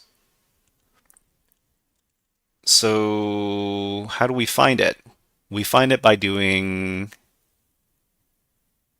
find with permissions right here. Any other user apart from admin? That's a good question. So first I'm going to try looking for these super user ID. I think it's called switch user ID binaries. But these binaries, we're going to search for these. And let's put that in the background. Okay, we managed to find a bunch of these binaries. So there's mount, nugrep, password, umount. Okay. So what I'm going to do later is I'm probably going to feed this to ChatGPT, and then I'm going to ask it if if there's anything funny about this list of SUID binaries. But right now we can ls and take a look at what is in the home directory. So there's only admin over here. Okay, so that's the only user account on the system. So let's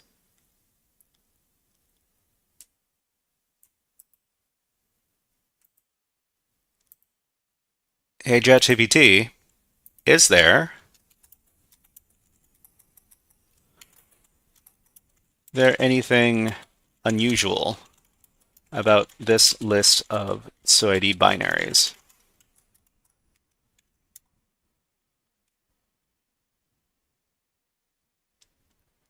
Okay, the list of binaries includes common Linux binaries. There's nothing inherently unusual about this list.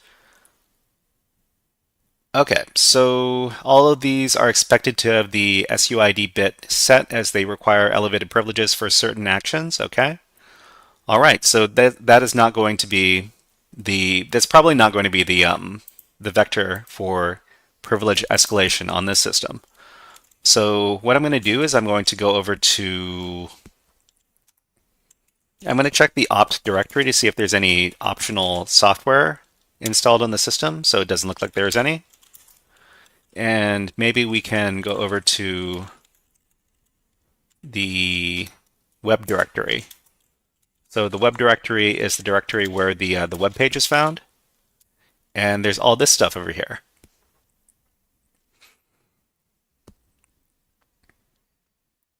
So this is an unusual looking name for a directory. So what I'm going to do is I'm going to enter the directory and then see if there's anything in here.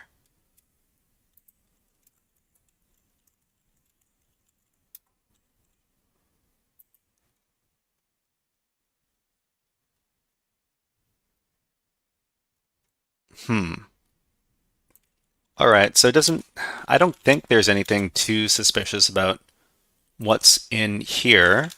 The next thing I'm going to do is I'm going to see if there's any unusual networking, if there are any unusual network ports open on the system. So I'm going to use the netstat command. Okay, so we don't have any netstat on the system. Huh. What other commands can we do to... If the Linux system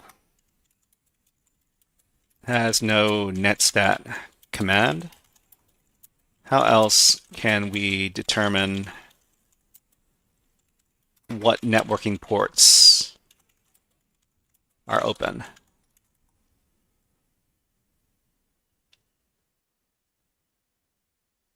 Okay, we can do the ss command. So ss-tuln. So it shows the TCP sockets, the UDP sockets, the listening ports. Okay, let's do that.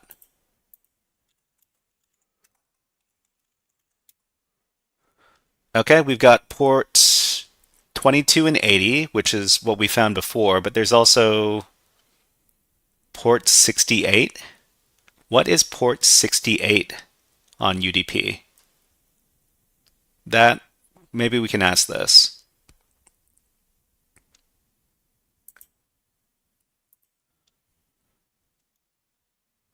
Okay, the question is, what is commonly assigned to UDP port 68?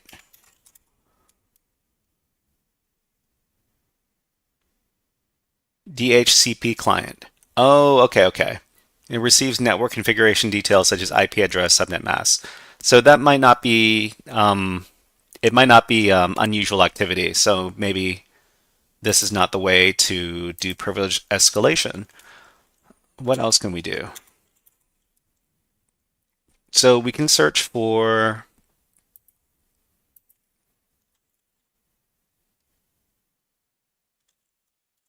So we're going to go back to the home directory and see if there's anything. So we don't have bash history on this account because it's all been redirected to dev null. So profile.ssh, I don't know if any of these directories are going to help us out or not, but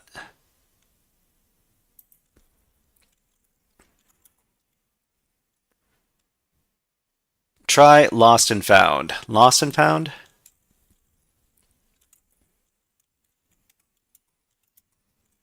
Oh, I don't have permissions.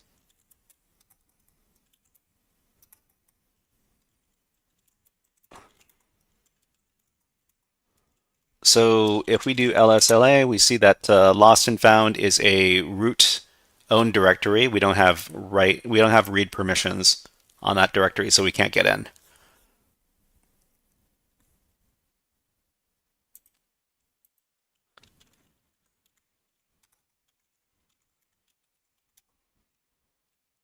Okay, so we don't have cron tab, so we don't have are there any unusual scripts that might be on the system?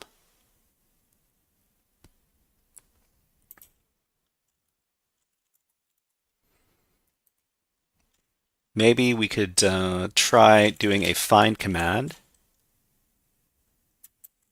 And we're looking for the name, and it's star.python. Actually, we could look for star.sh for any bash scripts.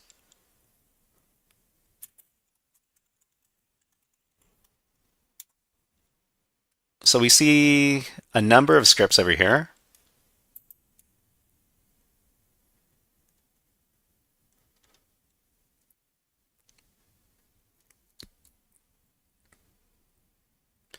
I wonder what this getText.sh script is. So I'm going to try, actually, let's first take a look at the permissions on that script. So copy this, and we're going to take a look. So this is a root script, and it's got read permission, so we could read it. So let's read it.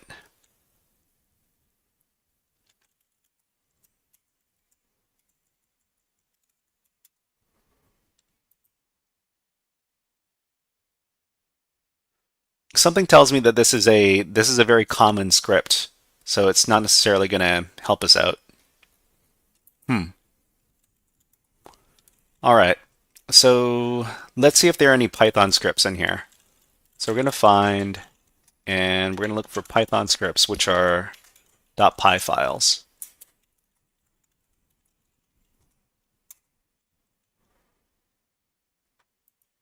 Okay, so this doesn't. Okay, I'm going to search, but I'm going to not look at the results that have Python 3.7.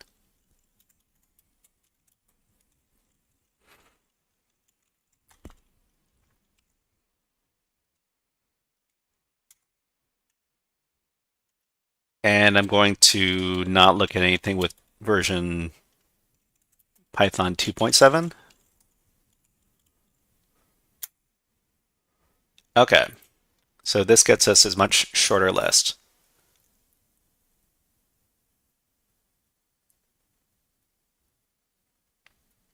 All right, nothing really jumps out at me.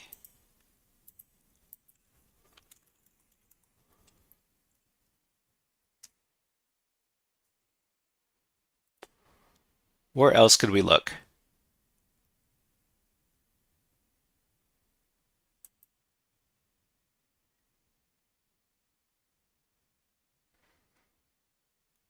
The var directory, the root directory. So yeah, we can't get into the root directory.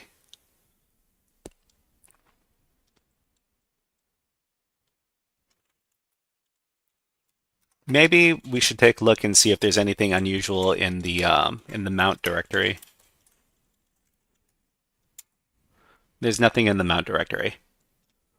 Okay, so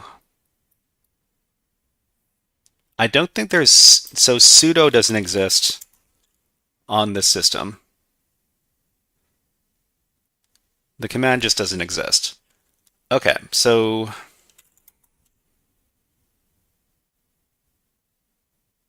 contrasena. Contrasena, I'm assuming that that means password. I don't know what the password is for this. Oh, I could try unicorn.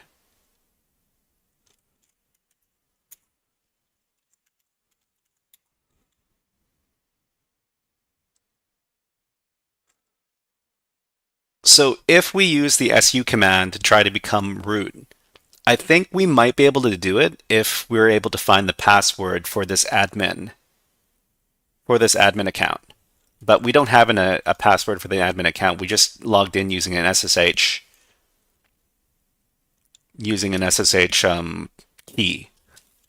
So try the sys directory. Sys directory. I've never found anything for privilege escalation inside of the system directory.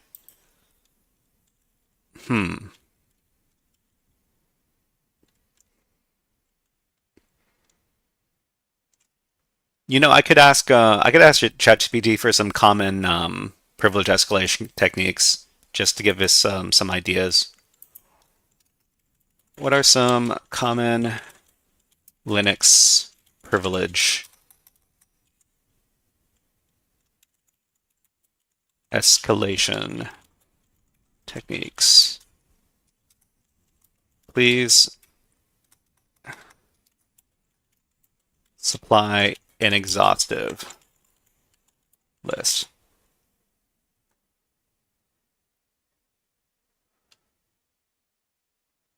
Okay, kernel exploits. So ID, SGID binaries, file permission misconfigurations, writable SUID binaries, cron jobs and scheduled tasks, weak file permissions or sensitive files, weak or reused passwords, sudo misconfigurations, world writable files or directories, exploiting services running as root, environment variable exploits, capabilities.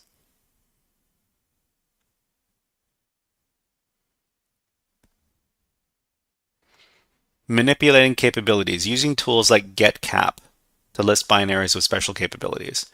Okay, so let's try that. GetCap. GetCap does not exist on this system. Exploiting NFS. So if this is not, okay, so there's no NSF on here.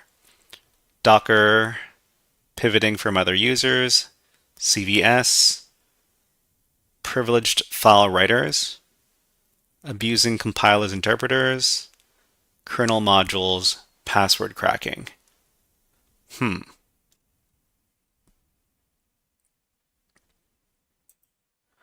So one thing I could do is I could look for any instance of the string password on the system, and this is what we were just talking about in our Linux workshop.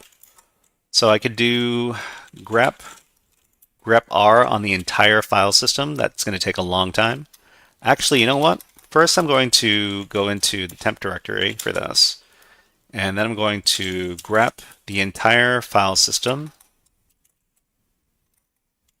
Grep r, and I'm going to look for the pattern password, and I'm going to look in the entire file system, and I'm going to redirect that output to passgrep.txt, and I'm going to run that in the background. Oh, okay, I need to change my grep command. I need to redirect error messages to dev null, and then I need to put that in the background.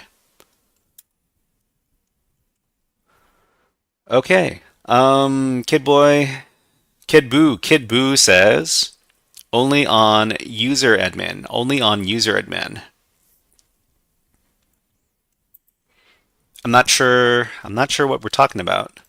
If you could elaborate on that, it would help a lot. Thank you.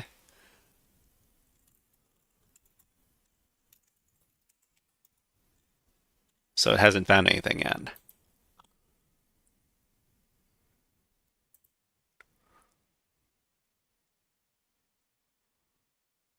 I'm using compiled interpreters, privileged CVE, pivoting from other users, Docker, NFS capabilities.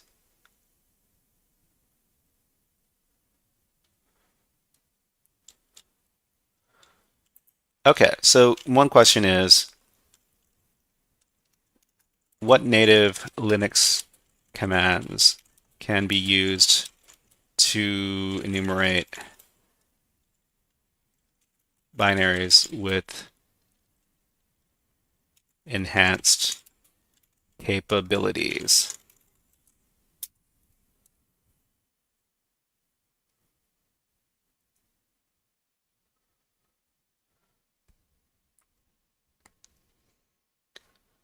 Use the grep on home. It's going to take time. Yeah, that's true. It's going to take a lot of time to grep for password. Let's see. So to enumerate binaries with enhanced capabilities, we can use the following native commands: getCap. So getCap does not exist. Cap.sh. I don't think that's going to be cap.sh. Yeah, it doesn't exist. Find with getCap. You can combine find with getCap, but we don't have getCap. The ls attribute command can list attributes set on files. It doesn't directly show capabilities. It can, however, be useful in discovering other forms of file protections. Setcap. While not used for enumeration, setcap is a command that sets capabilities on binaries. You can use this to verify which capabilities are set on a specific binary.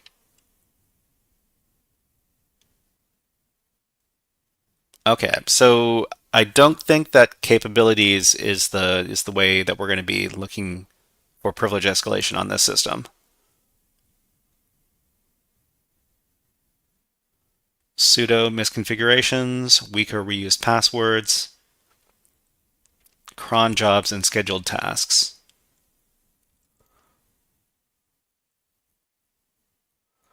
So we haven't, well, the problem is that we haven't found any unusual files on the system either.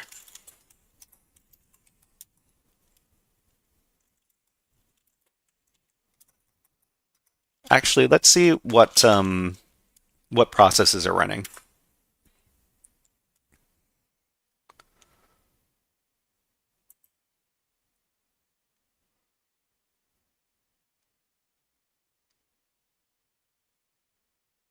So I don't see any. Are there any unusual processes being run on the system?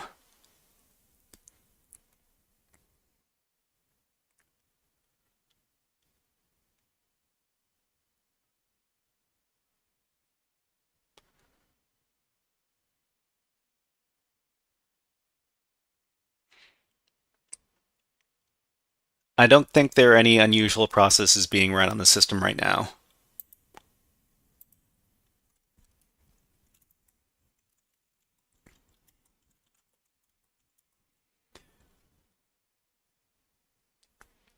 Where are some other unusual locations we can look for suspicious files? So let's go back to the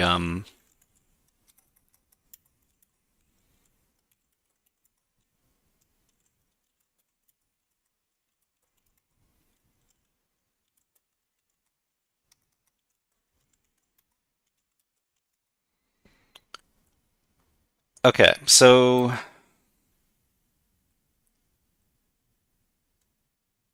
why is it showing these? Um, have you tried Python myscript.py? Myscript.py? Was there a file called myscript.py?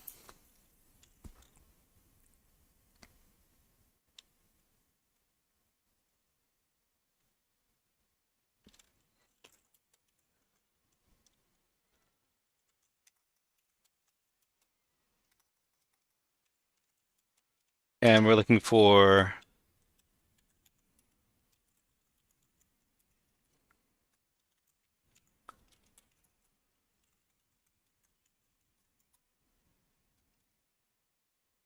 okay. I don't know if myscript.py exists. SCSS. Where SCSS.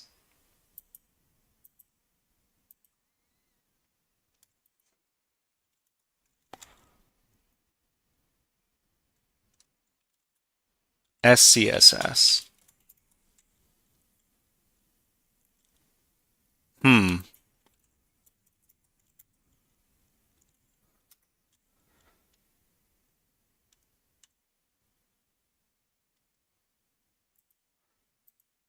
Let's see if there's any database information. So let's ask if what files on a Linux system are likely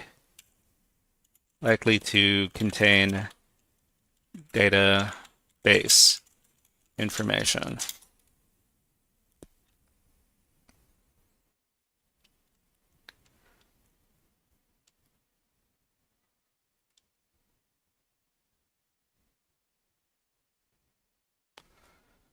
Okay, so MySQL slash my.cnf. Let's see if this file exists. It might not.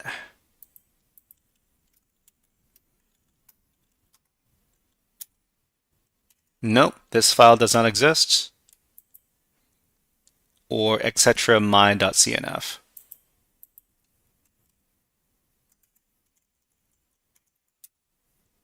Also does not exist. So none of the files in the web folder seem to indicate any sort of database information. Actually, maybe I should try looking at these PHP files.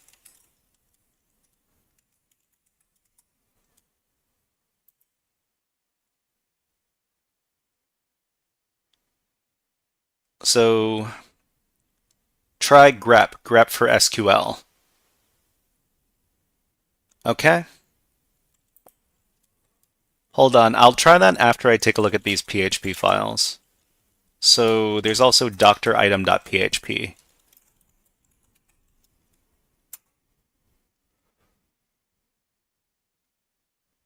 So this is the PHP code that enabled the local file inclusion right here. Okay, so we're gonna grep for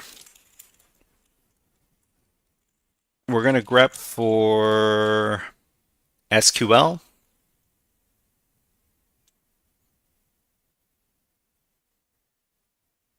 That could potentially be that could be a really big list of output. Still nothing in here. Grep.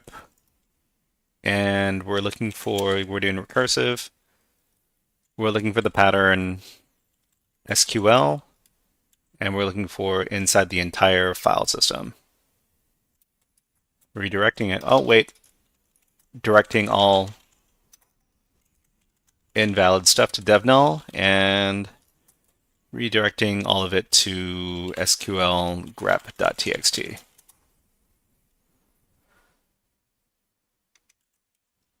And run that as a process.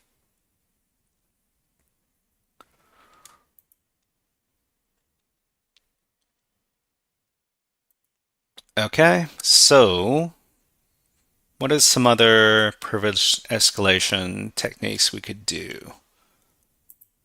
I think we could look for some cron jobs.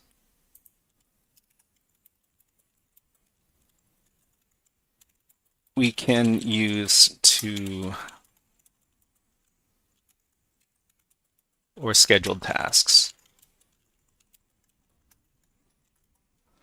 Okay. User cron tabs, crontab.l-l rather. Checking the system-wide cron tab, cat etc. cron tab. Let's do that.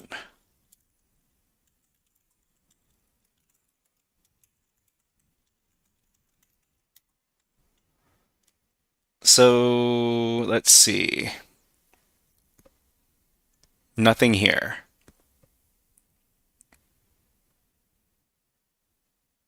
Okay, so maybe that's not it.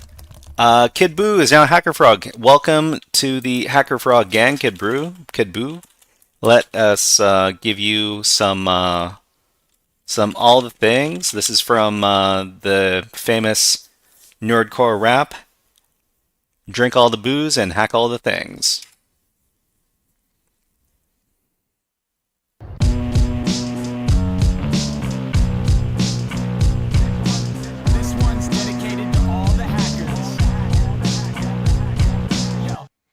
All right, so let's change up the music and let's do some EDM and see if there's anything fun there. Okay. Checking the system-wide cron tab, checking cron job directories, checking this var spool cron tabs. Each user has a separate file that contains their cron jobs. To list all user cron jobs, let's take a look and see if there's anything here. Okay, permission denied. I can't take a look at that.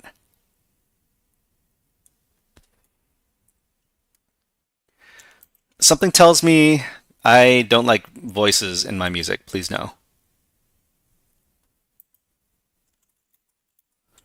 Something tells me, so let's take a look and see if there's anything here. Nope. Also no.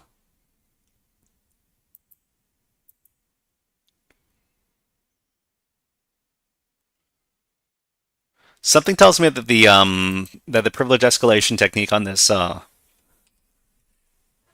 this box is very easy, but I'm just not seeing it. Let's go back to the home directory.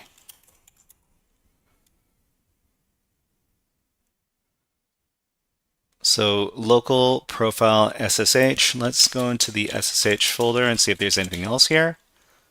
Authorized keys. That doesn't help too much.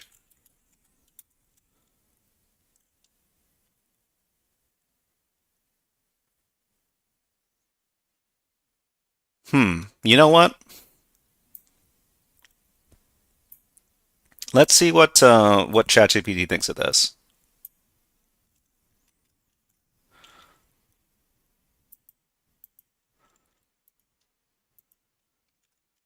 This is the output from the authorized, is it underscore keys? Underscore keys. File for a user on a Linux system.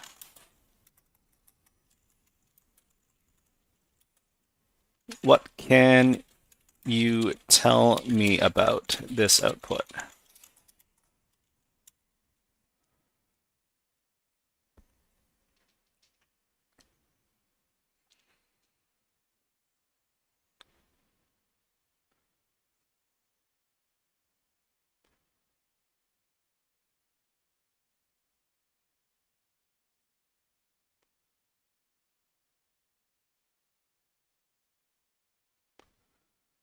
Okay, so after the key, there's a comment, Maori at evilbox1. This part is optional. It's typically used as an identifier to indicate which user or machine the key belongs to. In this case, it appears to be the key was generated or used by someone on a system called evilbox1, and the user's local machine is most likely Maori. Public keys can have restrictions such as limiting the commands that can be run or specifying which IP addresses can log in. Assess whether this key should be here. If there were restrictions, the line could look like this. Okay, so, not sure whether or not these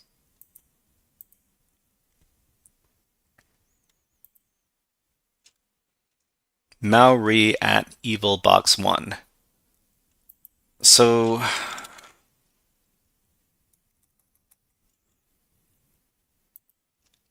we could try Maori, or we could try evilbox1.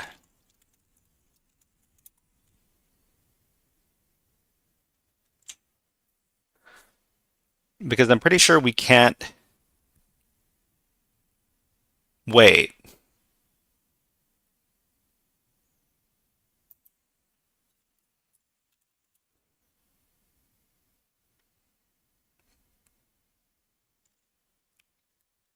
Could we try logging into as Maori?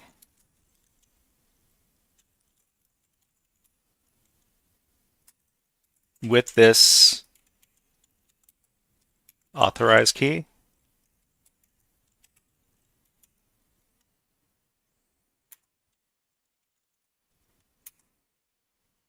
Okay. Denied public key. Well, I mean, Maori doesn't exist on this system either. So if we look at the password file over here, this user doesn't exist. So it might be a rabbit hole. The only user that we have is the admin user. Do you have the doctors list? Maybe one of them is the password. The doctors list.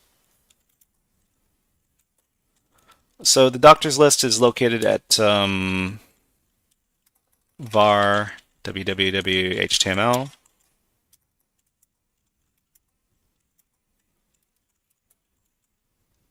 So doctors.html.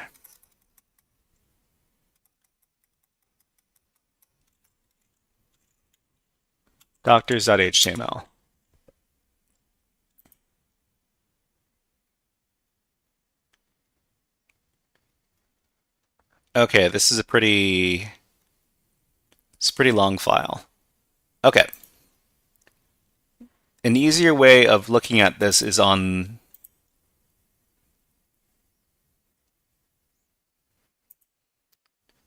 looking at the website. So the website is over here. Whoops.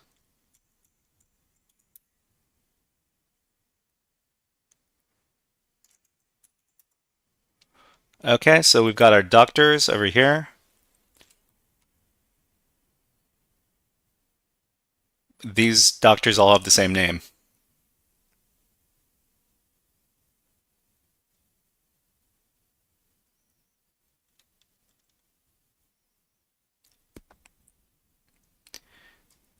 Mirazul?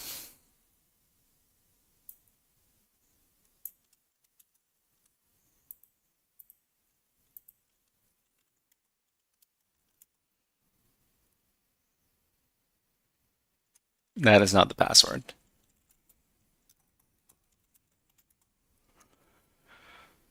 Okay, so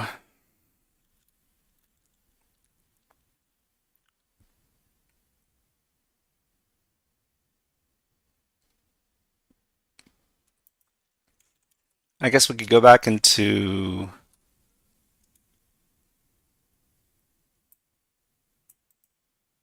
is this web accessible? This one right here?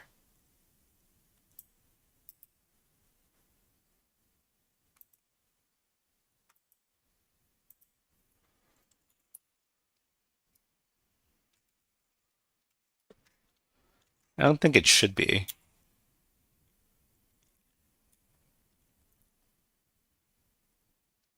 This is okay. Okay. Contact form. Subscription form.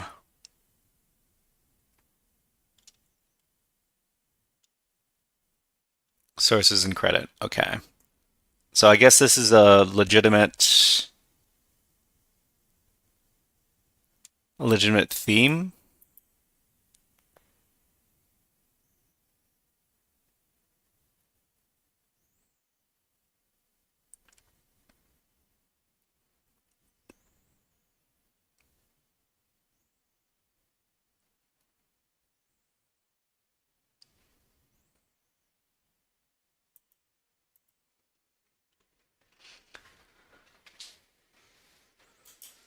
Okay, so you know what? Okay, so what we're gonna do is we're gonna upload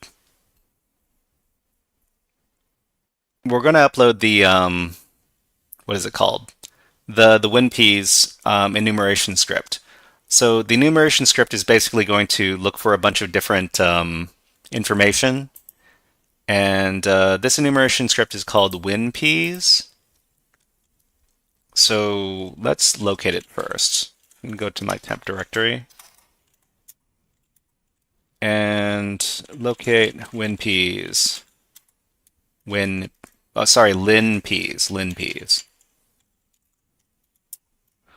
And it's over here, privilege escalation scripts.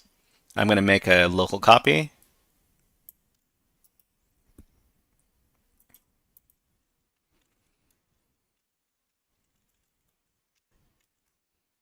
To the current directory. So it's a big script. Where is it? Yeah. So if we were to just, how many lines are in this script? So there's 5,962 lines. I think we can copy it over with secure copy. Let's see if there is, hold on.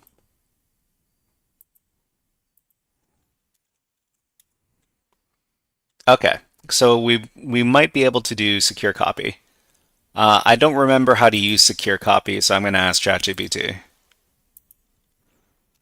How do we use SCP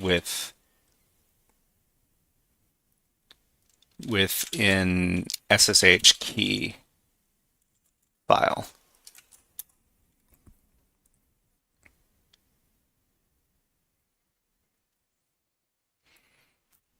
Okay, so it's going to be SCPI, path to key file, source, user at host destination. So copying a local file to a remote server, copying a local file to a remote server. This is what we want to do. Okay, so I'm going to copy this code. I'm going to go over to, whoops. So path to private key. The private key is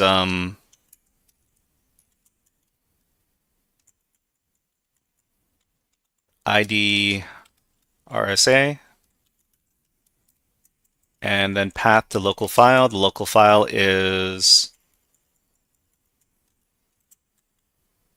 wait, I have to do it from the other side. I'm doing it from the wrong side. I have to do it from this side.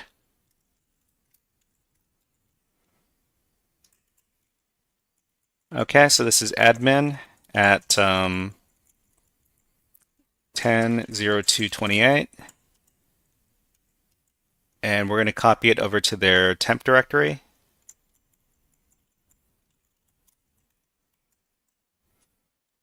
And the file is going to be linpiece.sh. And we're going to copy it over to linpiece.sh. Okay, so let's see if this works. Okay, so we've successfully copied over the file, I think. Let's take a look.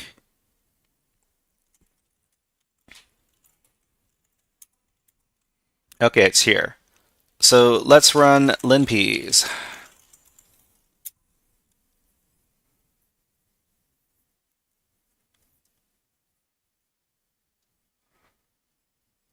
Okay, so linpiece is a privilege escalation script.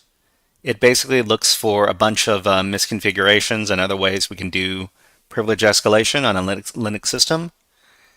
And we need to look for stuff that is either in the red yellow, which is a very highly likely method of privilege escalation, or the stuff that is in red. So that makes it easier for us to try to enumerate the system over here. So unmounted file systems. Unmounted file systems.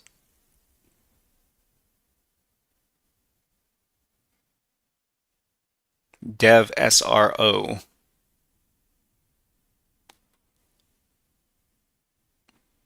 Old present working directory. Present working directory. We've got exploit, Linux exploit suggesters. Okay. AppArmor. Is it a virtual machine? Weird and unexpected processes run by root. But none of these look super suspicious to me.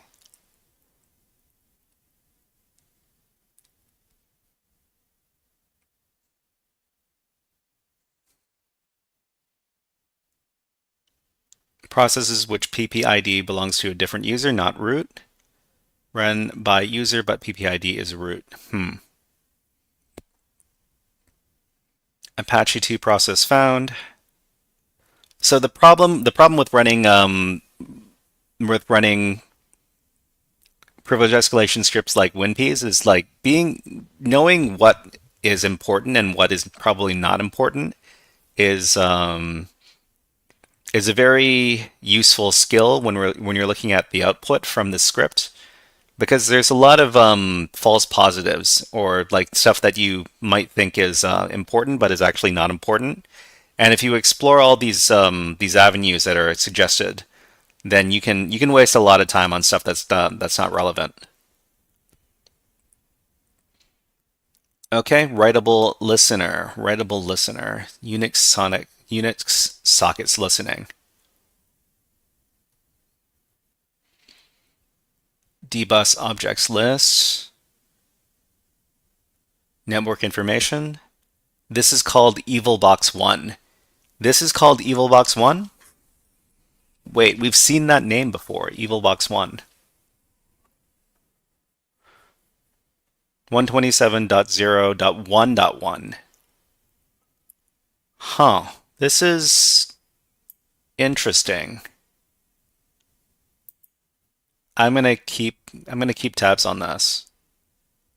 So localhost and EvilBox1 might be different. DNS domain name not found. EvilBox1. Okay, so we've got active ports. So it's got port 22. Can I sniff with TCP dump? Okay. My user ptrace protection is disabled.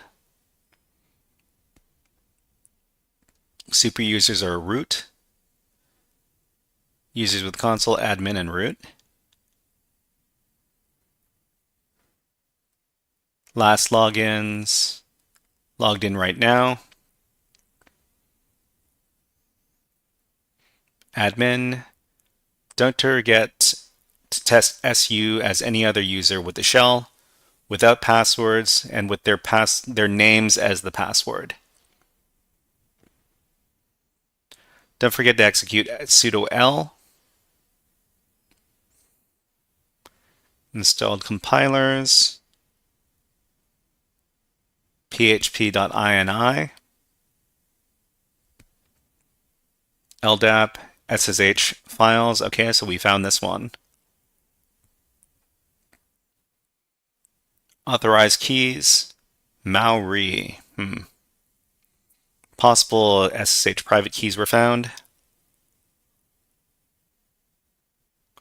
Some certificates were found. Some home SSH config file was found.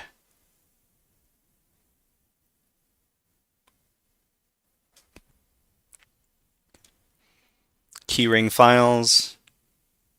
Uncommon password files from Splunk.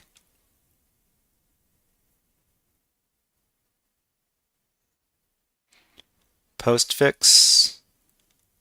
Analyzing DNS files. Analyzing other interesting files. Files with interesting permissions.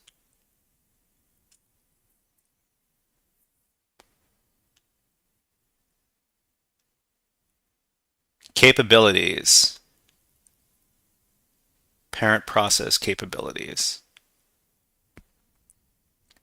Files with capabilities. Files with capabilities. So we got ping.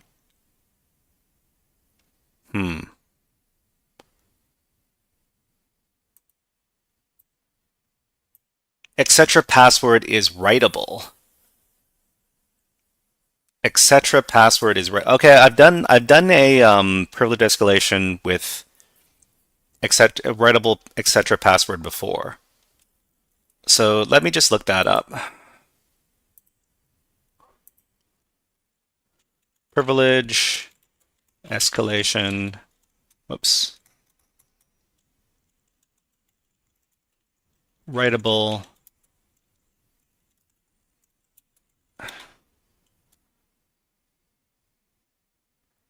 Okay, so let's take a look at this. Writable password shadow files. So let's see. How does the attack work? The file is normally editable by the root user, but if whatever reason this was changed to allow normal editors to use it, this could result in a full system compromise. In order to retain compatibility with legacy Linux systems, if a user hash is inserted in the place of the X characters, this could still be taken into consideration when the user logs in. Generating a new user hash. In order for this attack to work, a new user hash must be generated. This can be done through various tools, such as OpenSSL. Okay? It comes installed and can be used to generate a new password. The syntax is as follows. Okay?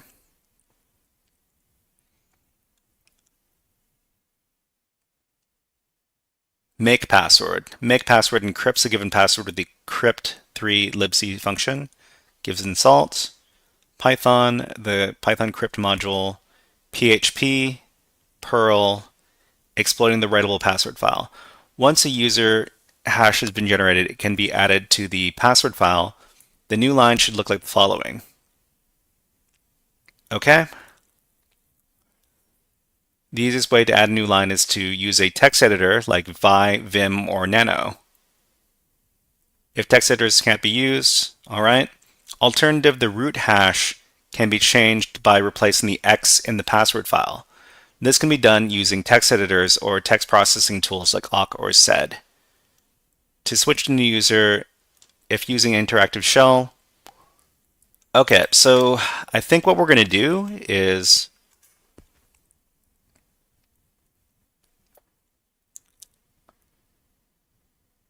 we can replace the X over here with blank. And if we replace the X with blank, that means that there's no password in place. So I think that might be a method we can use to get privilege escalation. So what we're going to do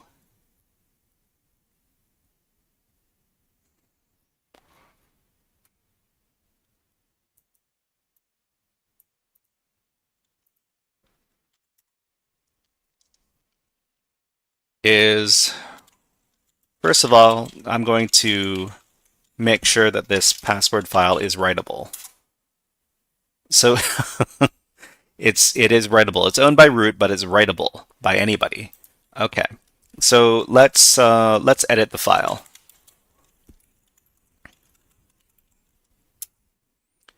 Okay, so we're going to edit this file, and we're going to replace this X with nothing. And if the X is replaced with nothing, that should mean that we can log into the root account without supplying a password. So let's save this.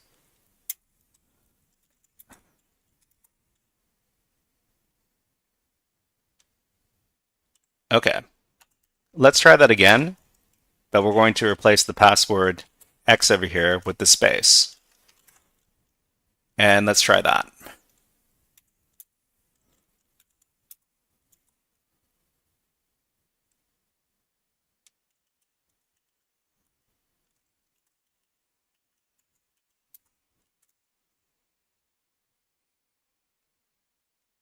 Okay, I could have sworn that that works. Okay, let's ask ChatGPT. So if a Linux etc. password file is writable, can we set the root user's password to no password?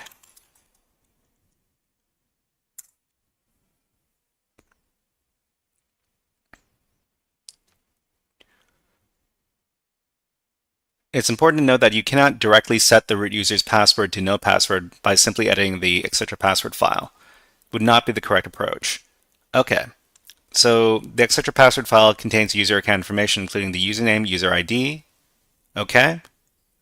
So the second field, X, indicates that the password is stored in etc shadow, which is a more secure method. In modern Linux systems, user passwords are not stored directly in etc password, but in the etc shadow. Okay. Setting root password to no password. If you were to modify the etc shadow, which is where the actual password hashes are sent, then you could remove the root password. Okay, so if etc password is writable, it's likely that you have elevated privileges. However, modifying etc shadow would generally require root access. To remove the root password, you need to replace the password in etc shadow with an empty string. For example, okay, implications of setting no password. Conclusion. Well, it's technically possible to set the root user's password to no password by not modifying etc shadow. Okay, let's read a little bit more about privilege escalation.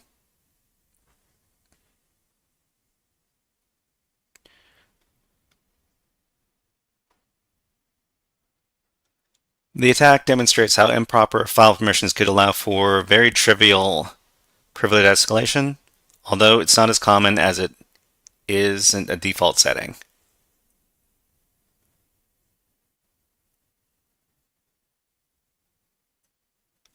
Okay.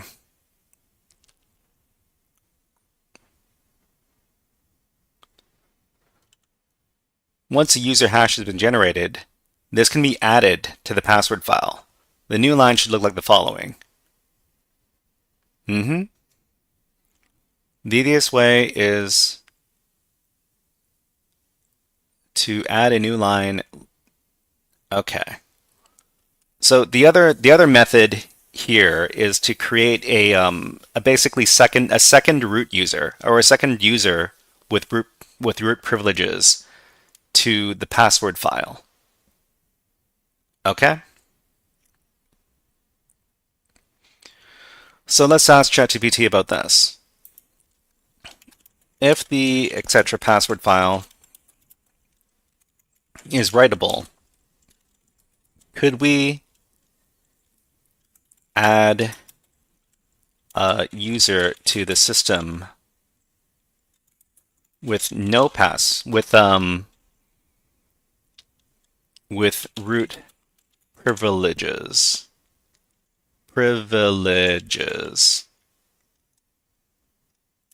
by adding a line to the password file?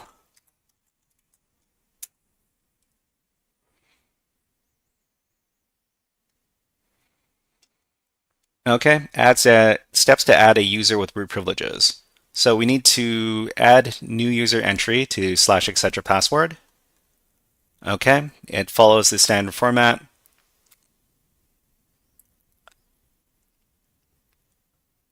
New user, the username of the new user, X, indicates that the password is stored in SC shadow. UID, this is the user ID. You need to ensure that this is a unique number and not currently in use. The UID for root is 0, so you should use a different number, for example, 1001. The group ID, you can assign the new user to the same group as root, usually 0, to grant root privileges. Okay.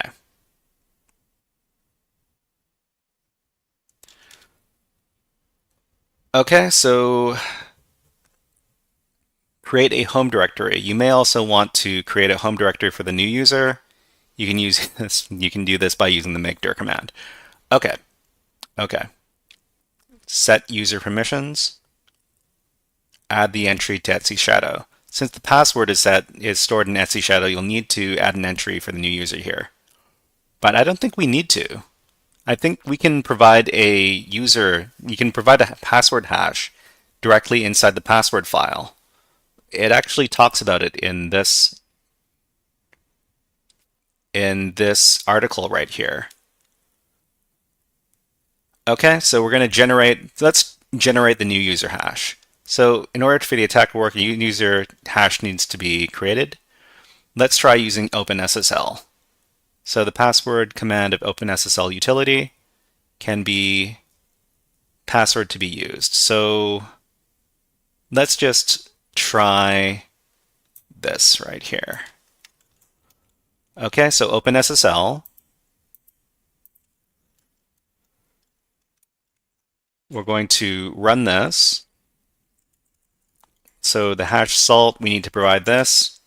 So the hash salt is going to be HackerFrogs. And the password to be used is also going to be HackerFrogs. And it provides this. This is the password hash that we're dealing with in this case. Okay, so we're going to copy this. And I'm going to put this in my notes so that I can get it later. And I'm going to kill these other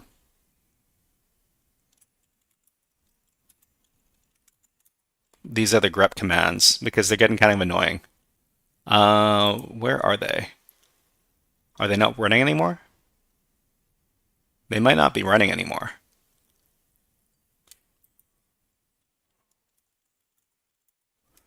Okay, so what's the next step? So exploiting the writable password file. Once a password hash has been generated, this can be added to the password file. The new line should look like the following. So hacked, and then the password hash. Okay. Okay.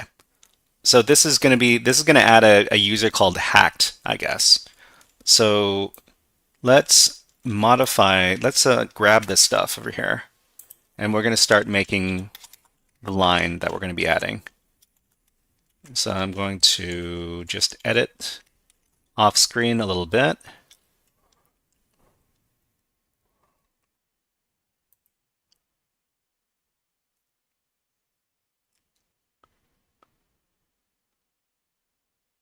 So OpenSSL created this right here. Okay. So where are we? This is the rest of the line.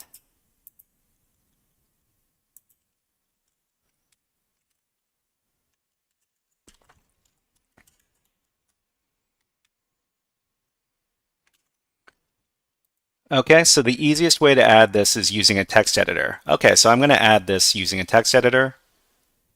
And edit Etsy password.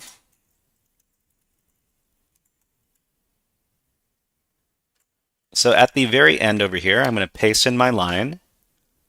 So this is my new user called hacked, and it has this password hash right here. It should have the same privileges as root. Okay, so we're going to save this out. And then we're going to switch user to hacked, and I'm going to provide the password HackerFrog.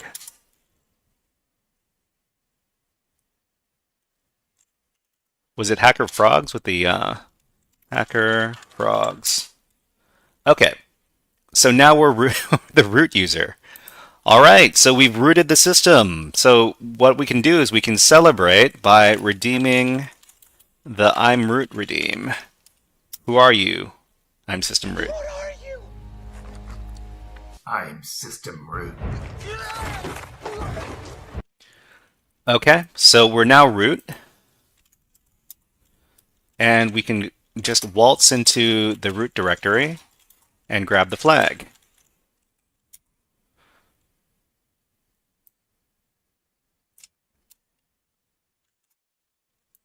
Okay, so we finished. Awesome. All right, so everybody, if you had fun watching me root this system, please let us know in the chat. And if you didn't, and I'm sorry, and I'll do better next time. All right, so we managed to compromise the system. It turns out that the way in was to take advantage of a local file inclusion vulnerability to grab the SSH key for this user that we found inside the password file, and then we cracked the SSH key using John the Ripper. And then once we were inside, we found that the password file was writable.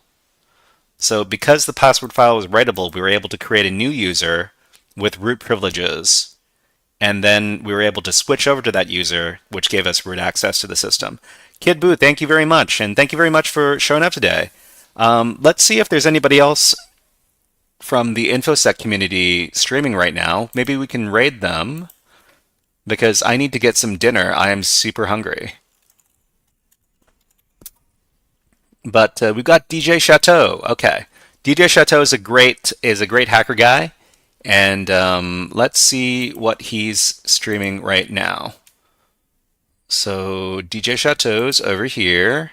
He's doing Hack the Box, and if you were I'm going to raid him, and hopefully you can participate in the raid.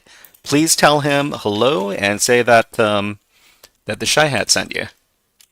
But thank you very much. I'm going to be back on Friday, and we're going to be doing more hacking. Probably we might be hacking against this platform, or we might be doing another one.